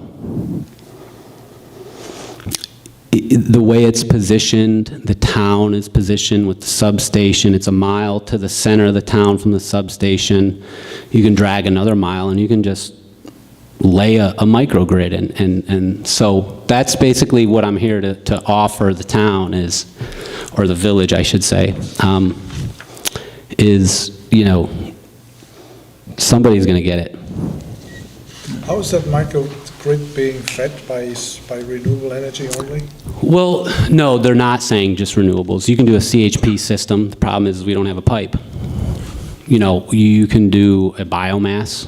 You can do a flow battery. This is a specific, you can do lithium backup, but so I also looked at the town land, okay, and there's, a 69 kV line that runs from the substation up through near the landfill. And, Bruce did say, hey, we have this land over there. And I said, well, you could probably put a 5 to 7 megawatt solar system, run the line right to the substation and put 2 to 4 megawatts of lithium ion. I mean, whatever the technology is, I don't know. I don't know exactly which technology is, that's what the feasibility study's for. We've done, my company, me as a resident, this is what I do. I pay attention to all this stuff. So, So let me just ask a question. Yeah. The electricity is created by the solar system, then it's stored? Correct. At the microgrid? Correct. So it has to be stored with batteries? Yes. Which are very, very, very, very expensive. But the governor's given $40 million away. I understand, but, no, I agree. I'm totally on board with your concept, but, so maybe once a year, we might need the stored electricity? So you can talk about the idea that it's going to happen once a year, but this is the way it's happening. This is, in 10 years, every little town in Rhinebeck is going to have a microgrid. But if you have renewable energy and enough juice running through there, you can actually use it. Yeah, I mean, cheaper. You don't have to have a failure service. Well, that's what's confusing me. Is it only goes to these stored batteries, or is it being used? If you store the batteries to 100%, then the overflow goes to the electric system? Right, so that's a tariff typically, and this is all still new. So if that flow does go from, if the batteries get filled up, there's really no tariff for that. Okay, so a tariff is basically the grid operator, Central Hudson, recognizes every energy that's being accounted for on the grid. But community solar is in the PSE's hands right now. Being able to dispatch this energy from microgrids is in the PSE's hands now. I mean, all of these questions that you have are questions I don't really have an answer to, but this is what this is about. This is for us as Rhinebeck Village to say, we have a substation. We're not overcrowded, if you will, like some other towns that there's no place to put things. We're in a unique position because there's load. It gets heavier in the summer. The fair comes. And, I don't even know, they are looking for, this all came out of Superstorm Sandy. Everything went down in the cities and whatnot, and they said, well, how do we fix this? And how we fix it is the future, and we need to incentivize this stuff. And so, there's a lot of criteria that they're going to look for. Who benefits, right? Is it just, the town hall, or, maybe the Astor place, maybe it's the nursing home, maybe the hospital is able to island. The hospital does have its own generators, there's no doubt. The grid goes down, it's basically able to, I don't know, it's probably got, propane, or I don't know what kind of generators there, but. So what do you plan to propose here? I plan on proposing that Rhinebeck Village looks at this and says that you either want to go after it or not, and it would require a lot of your time and resources of just support. The village, getting the high school, getting the hospital, getting maybe Astor, getting, all of these entities to sign letters that say, we're on board with this. We have to get the utility to say, you know what, this is good, because actually, and they are upgrading that substation because there's load issues and the hospital's expanding, and the hospital has to say, hey, we're on board with this, and all this really is just a submittal with the idea. And if we get if the village gets $100,000, they get to take it more seriously. So you're writing proposals? Is that what your current proposal, or what is your role in all of this? I'll pull it together. Whatever you want me to do, I will pull it together as long as Rhinebeck says we're on board, we have to move, we have to pull in the utility companies. Everybody has to do their part. I can lead it, but I don't have I don't want to say connections. I can't call up the high school and they say, well, who are you? Whatever. So I just have to have the village to say, over the next month, Gentry is going to be calling a lot of people. And I need to, hey, do you know so-and-so at the utility? This is what it's about. You can read it. That's what they're asking for, is support, why, and I don't even know why. Why do we need it? I don't know. Is it worth every, year? So this is basically operates as a giant backup generator. Yep. It's not going to save me money at my house on my electric bill. No. Or the town, or the village hall, or the town hall on our electric bill. But couldn't it be the beginning of the infrastructure, though, to do that? In other words, this would put us way ahead toward doing that. Yeah, this is all about how it's going to look in the future. The grid is going back to a distributed architect. There's no doubt about it. This is how the grid was discovered in 150 years ago. The municipality would put a smokestack, a coal plant, and they'd say, hey, Joe's shop needs energy. We'll just run a line over there. Hey, now this guy needs it and whatever. And it was localized, and the energy went in this. And then, things grew, and somebody said, well, I'll build you a gigawatt 50 miles away, and I'll just transport it, because we can do that. And here's the other thing it does. It stops this conversation about the transmission lines.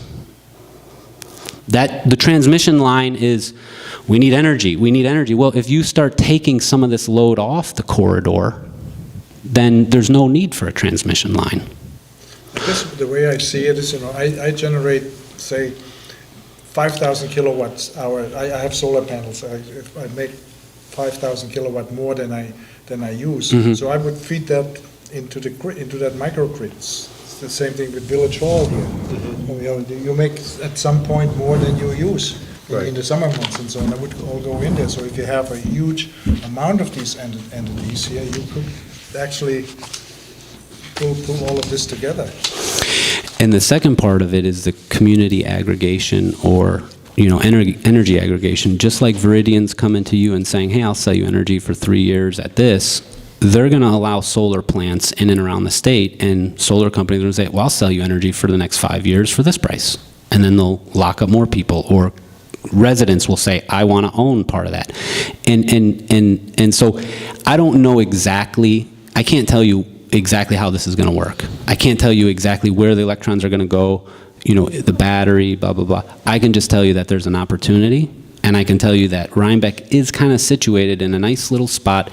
It's small enough and approachable enough that you can drag a mile line without a great deal of headache. It's going to be, whatever. It's up to the town, the village to say, it's an opportunity. I can tell you what, I know 10 other municipalities going after it. Does it give the backup capacity to individual homeowners, or only these identified critical infrastructure? So I would propose all those, but you never know what you're going to get. But no, there's no homes. This is not about homes yet. This is really just about, this is about creating, the future and the grid here, and really putting that infrastructure in place as the towns grow. If you put in another subdivision, you have the infrastructure where you might be able to do another solar farm out there and put the batteries, and then in 10 years you might be able to dispatch it to residents. This is why they're doing it. They're saying, we need to understand and get towns and municipalities to do it. But, it's just an opportunity. I just thought about it, and it does serve another purpose.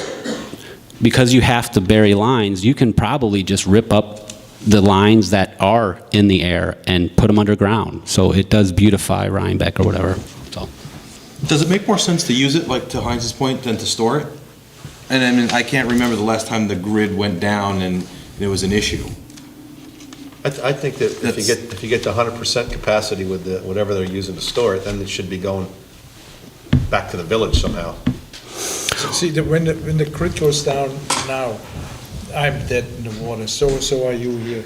Because everything gets shut down. We don't store So it. in that case here, if you have your own little microgrid that would still running, and I could still use my electricity at home, and I could even give some additional electricity to whoever is on the grid. When did the grid go down last?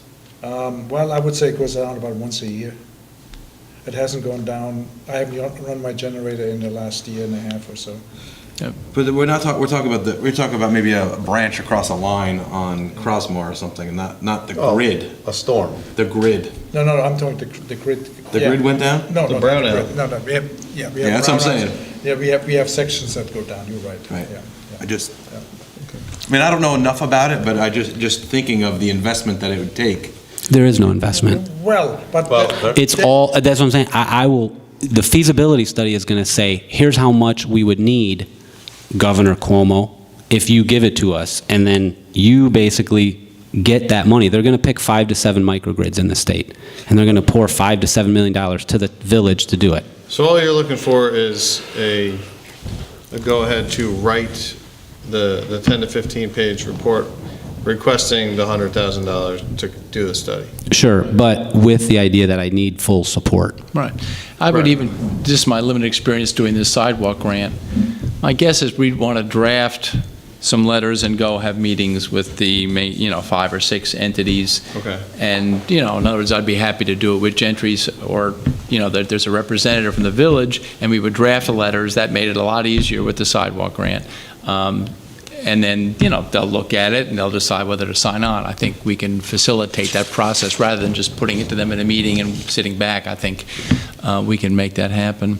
But again, I think what Gentry's saying is this whole thing was about resiliency after Sandy and Irene, but it doesn't, to me, I see a great opportunity to start building the structure of the future.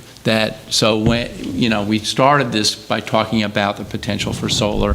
I think it gets us much further down the line towards things that we do, resiliency may not be an issue for us, as Scott is saying. The grid is not going down, any frequency, the storms, we don't know what the future holds, but we would benefit from, being able to use state money to make this investment to set the stage for the future. So we can generate energy. We would have, the resiliency would be built in, but that wouldn't be our main purpose for doing it necessarily. But there are companies who came to us who wanted to use our capacity, and they're paying us for our capacity in the water. And we have a 100 kilowatt generator over there that can help out when the grid goes down. And so they projected that they go down, once or twice a year. Not completely go down, but get to a point where it may fail. And then they call on us, to supply power to them by not using power, by shutting down and using our own generating capacity. And then they're paying us a huge amount of money for that, because if the grid goes down, it's going to be a real big problem. Yeah, and the grid, people only remember the grid going down at the moment. Nobody remembers the 2008 financial crisis and natural gas at $13 a kilowatt hour. I'm sorry, 13 cents a kilo, or I should say, $13 an MMBTU. Nobody remembers because it's the pain's gone. And so what I'm saying is someday you're going to say, I get it. Solar and all of what I'm talking about right now, this is where cell phones were in 1997, or the computer was in 97. That's where we are today. There's no doubt about it. I heard Heinz talk about the global capacity, it gets better and better and better every day. I see it every day. There's a lot of people doing this, or I should say towns and villages, and, here's what's going to happen is you're going to start building out your infrastructure more, and it's going to be harder to get back to the idea. So, but it's up to you, the village. I'd be willing to put my time and energy into it. I don't have all the pieces, though, and I don't have all the resources, so, and I don't even know if it'll be a success. So you guys can. you're proposing that we do it, and you're volunteering to be the lead on this, is, I guess, what? I am jumping, not Okay. just. I think we get the idea of solar, it's just, Yeah. we're hung up on this microgrid storage capacity. And Howard, I am too. I'm literally, I try to figure this stuff out exactly how this is going to work too, and then I go, but there's money to kind of be had for it, and so I just say, here's an One thing opportunity. should be done is to make an inventory of all the generating capacity in the village and the town and so on. Well, this I is bet you- what would happen if we got the award Yeah. and the $100,000, someone would do that. Right. So- So for now, I guess what we're asking is for that, and we would develop some language that we would show to you, the trustees, before we showed it to any of, the hospital and others, that, if that language is suitable, that the trustees are saying, yes, we support this effort. We're saying, yes, move forward with it, and see if we can get support, see if we can get a, proposal in, and then we'll see where it goes from there. Bruce?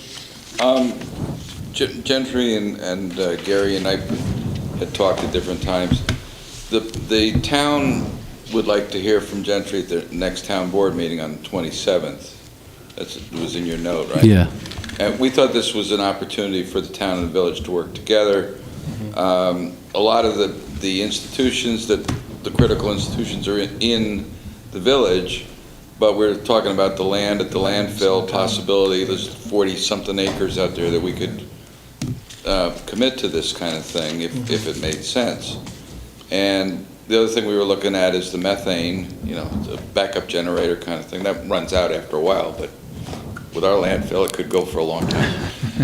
Capping the methane? Yeah, that technology is coming along.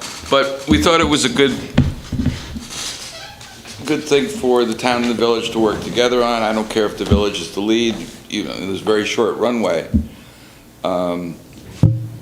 But, this just sounds different than what I heard the other day. That's all I'm saying. And when would you need to kick this off by? I'd probably start writing it, tomorrow. Yeah, May 15 is the deadline. May 15, and it's just a 10 to 15 page thing. Okay. And, the only thing we're going to need is letters from each institution, or public or private, that says, yeah, we're on board. We want to know what this is about. And That's Gary's it. volunteering to do this. So Okay. do you want to? Make a motion? Yes. All right. I move that the village support the effort to put together a proposal for the New York Prize Community Grid Competition, subject to approval of the language that we'll present to the vital partners. Second. And there would be no outlying of funds at this point? Zero. Or at any point, depending. Yeah. I'll just tell you what happened with the NYSERDA. The first time we went to get the solar panels for up on the roof up here, and the town did it also. They want you to put up a percentage, so we put 10%, so we didn't get it the first time. Then we put up 20%, then we got it. So they do kind of hook you in maybe in the future. You're exactly right. But Right now, it's free. And what you'll have, though, is that at least if you get $100,000, you'll have a study that's worth something. Right. You'll have a study that says, yeah, we've done that. And, because you may come to a point where, and there is a part in there that says, what's this private partnership as it relates to somehow the funding aspect of it on the back end. But there's a lot of business models that are coming out of this, this idea of the microgrid. If I put a battery system, anytime you need it or it runs, I get paid. So your grid's going to go down, but you're going to get energy anyway. It's just going to be, from somebody else or whatever it is. And like I said, it's really too early to tell, but I can tell you in 5 years, you're going to look back and go, I get it, and this is what's happening. So we have the motion on the table to move forward, so all those in favor? Aye. There you go. I have one Thank you. question not related to that. Are you a Yeah. grant writer? No, but I've been, no. Okay. Okay, thank you. But I've been successful in getting grants. Well, no, because, you know. Okay, thank you. Thank you All right, very much, and I'll be talking to you tomorrow. All right, Gary, bring us through the wastewater report here. Okay. We're all the way up on number, maybe a third of the way through. Okay, all right. For the month of March, there was 3.4 million gallons of wastewater treated, 22,900 gallons of sludge processed, and 2,426 pounds of sludge processed. Also, I just want to throw out there, Peter mentioned to me that a number of years ago, we regularly had school tours of the wastewater plant, and that seemed like a good thing. So I just want to say, I guess, I don't know what, I guess there'd be liability waivers, and decide, but I'm going to pursue that, to talk to the high school about resuming that. The other one, the water plant. And, Yeah, school and Boy Scouts. Yeah, I think it'd be good, a good education. So, I'm going to pursue the idea. Is that it? Yep. All right. That's a good one. Scott, fire? Oh, jeez. Okay. Caught me off guard here. It's not in your... What do you have Kevin send you the report? No, it actually came in a... I'm only kidding. For the month of March, the fire department responded to 18 EMS calls in the town, 30 in the village, and responded to 1 mutual aid call. For the fire department, responded to 11 fire calls in the town, 2 in the village, and 2 mutual aid instances. Motor vehicle accidents, they responded to 1 in the town and 0 in the village. And the totals for the year in the town are 97 EMS calls, 46 fire calls, 14 motor vehicle accident calls, for a total of 157 in the town. EMS in the village is 134 to date. Fire calls are 34, motor vehicle accidents are 5, for a total of 173 calls to date. Oh, I'm up. Street? Highway Department report. Mike reports that they have been repairing signs and the posts that hold up the signs. And he's also doing sign inventory to check to see what signs he needs. They have been repairing the potholes, and the repairs are somewhat holding up now that the snow and the water runoff has slowed down. They've been trimming the tree limbs that are low in the traffic lanes. And they also removed 1 dead tree on South Street. They repaired some frozen drains and moved some snow plows to aid the drainage. There's no more snow out there now. That's a good sign right now. Mike has been looking over the roads for future repairs, and that's to see where we can use our CHIPS money. The CHIPS money is money we get from the state every year for road repair. They're doing stump grinding, and they've been using the Bobcat with that. We have the stump grinding attachment for the Bobcat, and it's working well. They also did some sidewalk sweeping with the Bobcat. Oh, did they do that up at the library, do you know? I believe they were going up there, yeah. I'm not Okay. sure. I received compliments on the job they did from the library staff. That's good. Up there. Brush pickup has begun. The mulch sales have also started, and they have plenty of mulch at $20 a yard. Just call the village office at 876-7015 to schedule a mulch pickup or a mulch delivery. Mike says the entire village needs sweeping, and he's getting prices from the companies. And the lists are being made for repairs around the village, on the roads. That's it from Mike. Maybe, now that the town board members here, maybe we can work together and collaborate with the village. We need your town sweeper. And Once we get it rebuilt. And, oh, it's gotta be rebuilt, okay. And, well, I think that's gonna happen this year? I believe so. I believe they're working on it. Did the state come through on Sunday night? He told me Yeah, that? the state, Okay, they did. State came through and did Route 9 and Route 308. So we'll talk about that. I wish they would tell us when they did that, because I noticed they had to go around a considerable amount of cars to do it through the village. Right. Because people were parked on the street. And so probably half of it got swept. So a little notification we could have. Okay, well, I'll tell Mike to request that for next year. Just one thing, that the state is contacting different highway superintendents or highway foreman or whatever, yeah, in Dutchess County. They're interviewing them to find out how they keep records, what their needs are as far as automation, that type of stuff. And Mike's name has come up. I told him, Howie, but the county list has Mike on it. So, and it's like an hour interview. They call and they ask questions, and so I'll let them know they're going to be calling. Yeah, I guess. Okay. How'd you hear about this? Pardon me? How did you hear about this? I've been working with the state on it since October. Okay.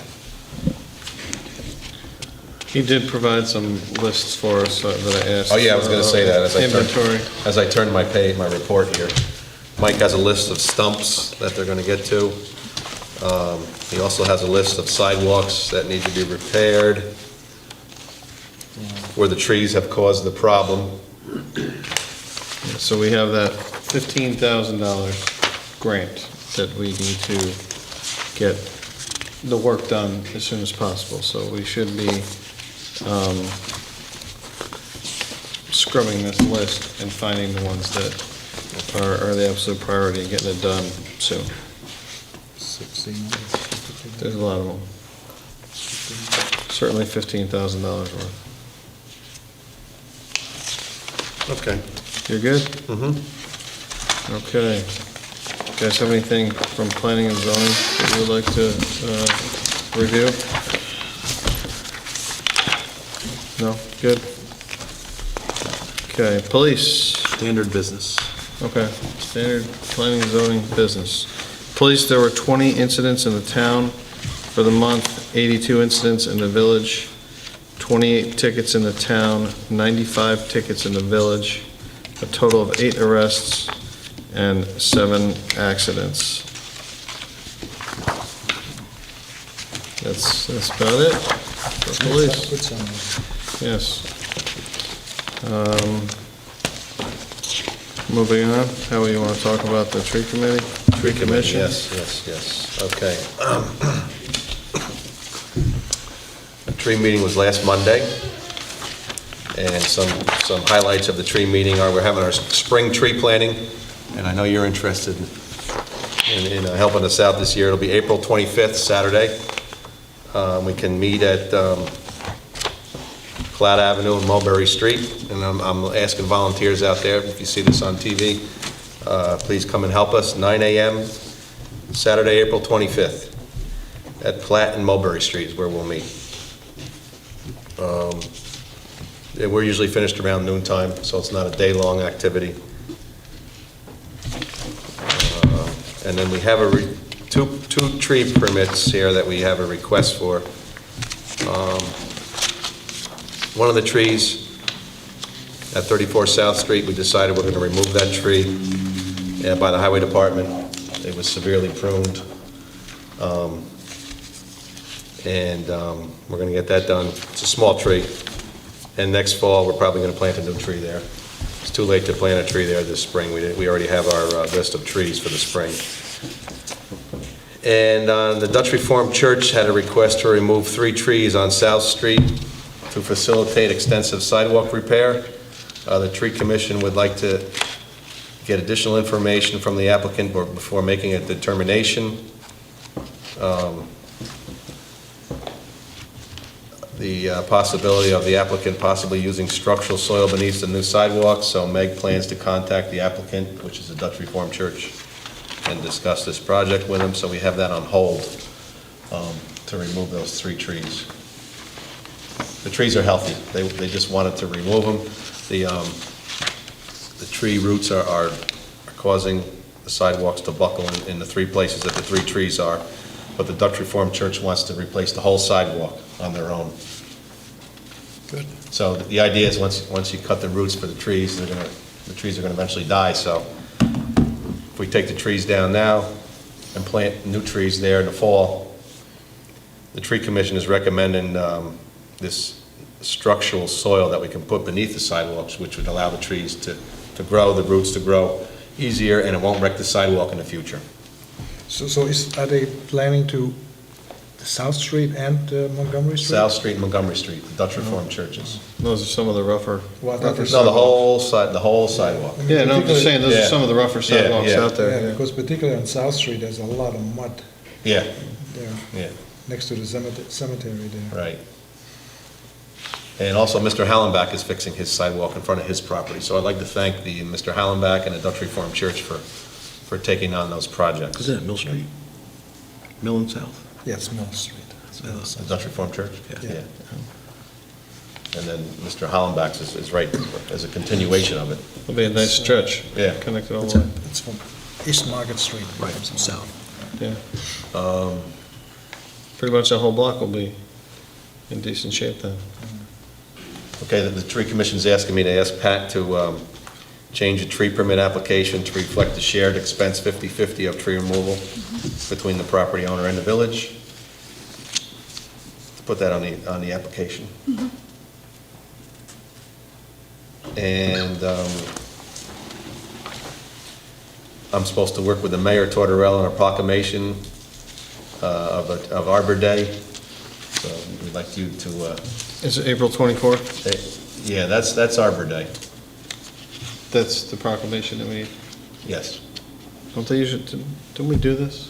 Well, this is the new year. Okay. We will, I'll make a motion to proclaim April 24th, 2015 as Arbor Day in the Village of Rhinebeck. Second. Any discussion? All those in favor? Aye. I Okay.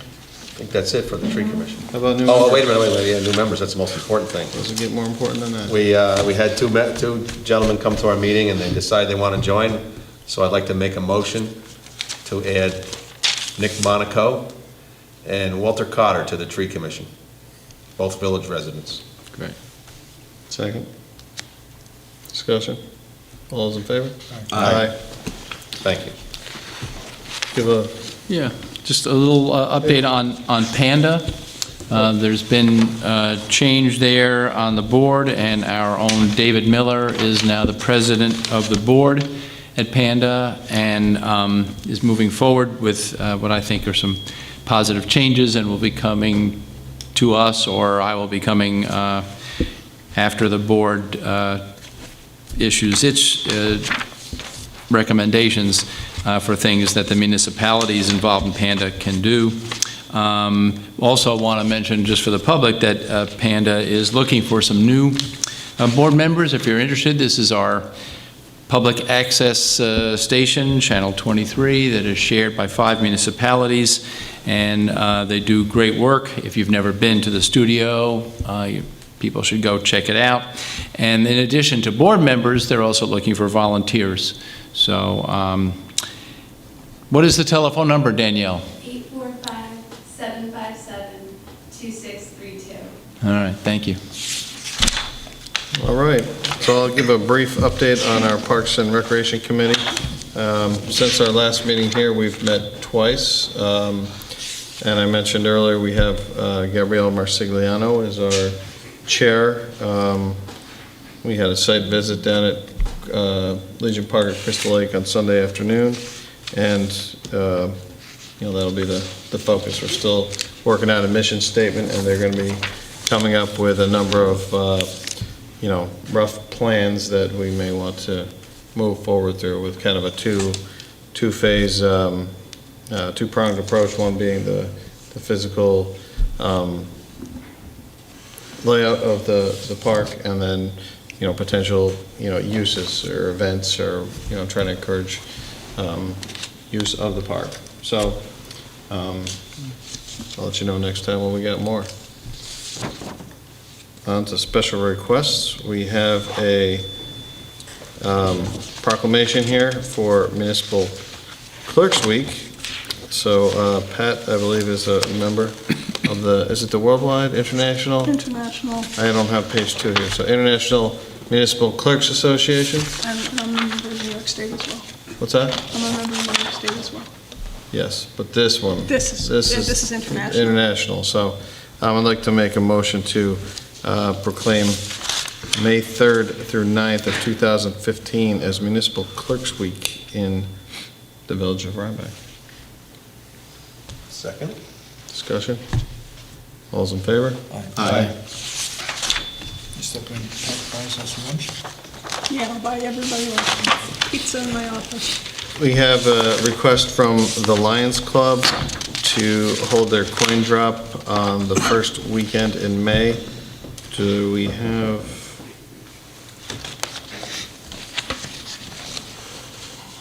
Second and 3rd of May. And this would be in the standard coin drop locations. Yep. And this is one of the existing coin drops that has been in place for some time. So I'll make a motion to approve the request. Second. Discussion? All those in favor? Aye. Any other business? We did that already. Yeah. I have a Correspondence. okay.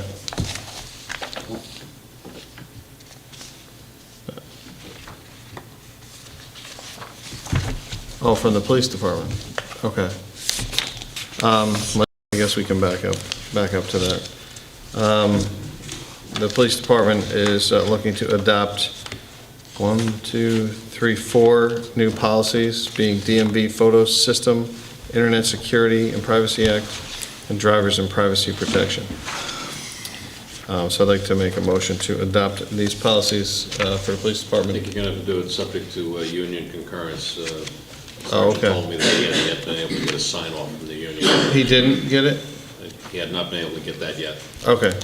So do you want to table it, or do you want to do it subject? Table it. All right, we'll table it until the union has, because they're going under a change of their union representation, so it may be longer. Their union representative has fully retired.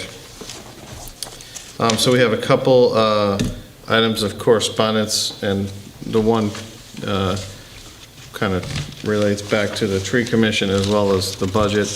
It's from John Wexler, basically talking about the budget as it relates to trees, and he refers back to the code with lots of attachments there, reminding us of what the code reads. He had some questions about why mulch grinding was in the trees, and we had that same question, and we did move that up to the street department.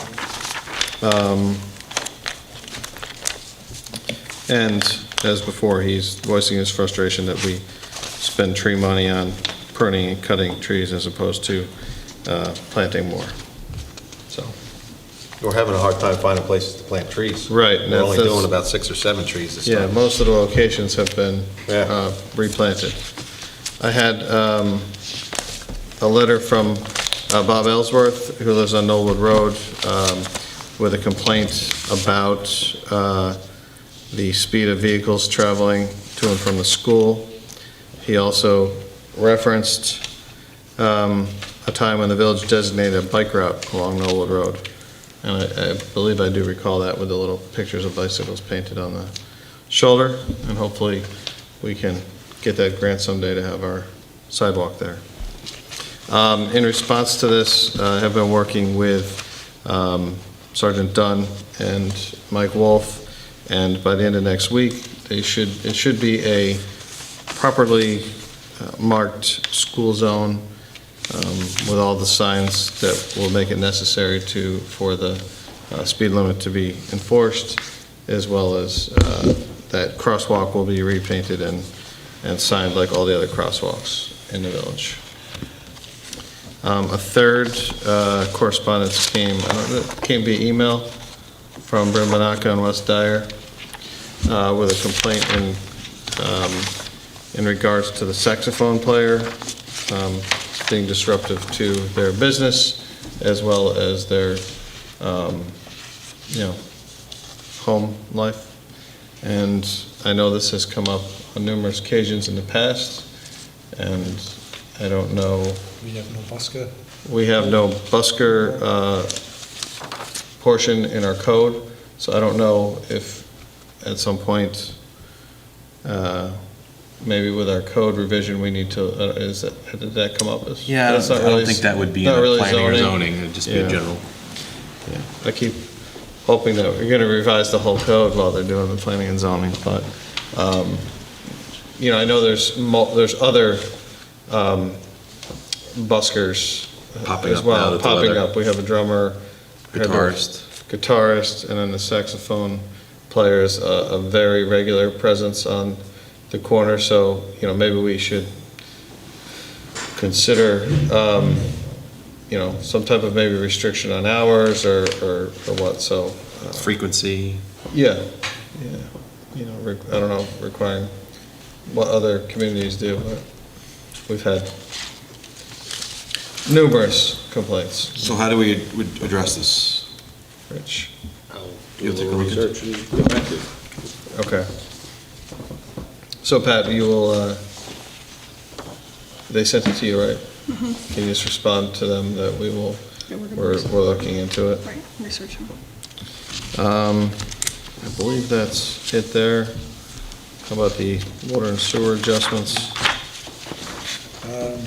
I'd like to make a motion to accept the water and sewer adjustments as displayed on the page. Second. For March. Any discussion? All those in favor? Aye. We have some minutes here. Before I make the motion, does anyone have any comments on these 1, 2, 3 sets of minutes? So I'd like to make a motion to approve the minutes as submitted for March 5th, March 10th, and March 11th of 2015. Second. All those in favor? Aye. Anything else for us, Pat, that possibly we may have missed? I had put Karen's last set of minutes on April 4th. No. What date was it? Are they in there, Pat? Yeah, they're in your notebooks. And they were Karen's, changed as I asked for? yes. Karen's set. Let's see. But they weren't in the, No, they weren't in the agenda, but I had Okay. those in there. I don't know. March I- 19th? Yeah, I had emailed them. I think I had emailed them. okay, well, let's just hold off on that Next one. time. I haven't reviewed that one, I don't know Okay. about anybody else. Yep. Did that one come via email too? Or that one's separate? I think I just put them in there. Okay, well, let's Karen include did. this one for next, Okay. next one. Is this a schedule for our, Oh, yeah, this is our, is it working in progress? yep, this is I our, want to update you, everybody on it. what's that? I put it in everybody's folder, so Oh, you did? update on. Okay, so we got, it looks like we have a fair number of them covered, right? Yeah. Yes. Oh, Yeah. we have guys are doing an two or excellent three. A couple guys aren't, I don't see any X's on a couple This guys. is our attendance. Well, I didn't even know this board, existed. I didn't know this. roster. Well, I think that one of the things here, if anybody can't make it, we can certainly substitute, Yeah, I mean, I put mine in every 5th days, but I'm flexible usually. I'm sorry, I missed yesterday's meeting. Oh, you were supposed to be there? Yeah, I just got the schedule. You didn't miss much. I didn't So miss who mine. put Was you that in a there? regular scheduled one? 27th's the next one. Yeah, No, was last night a regular one, or was that? I'm on for the 27th. I'll be there. Oh, boy. Just since Howie and Hines are both also listed for September 14, I'm going to take myself off because I've got a whole bunch in a That's nice row of you, there. Gary. What? That's nice of you. Well, Well, we can adjust this as Right. it moves forward. Let's keep kind of What's the a, 10/13 conflict? we have a meeting, right? Oh, is that what it, on a Monday? They moved theirs probably for Columbus Day. Oh. Yeah. Scott, you have a matter for executive session I for do. this evening? Okay. So I'll make a motion to go to executive session for personnel matters relating to an individual.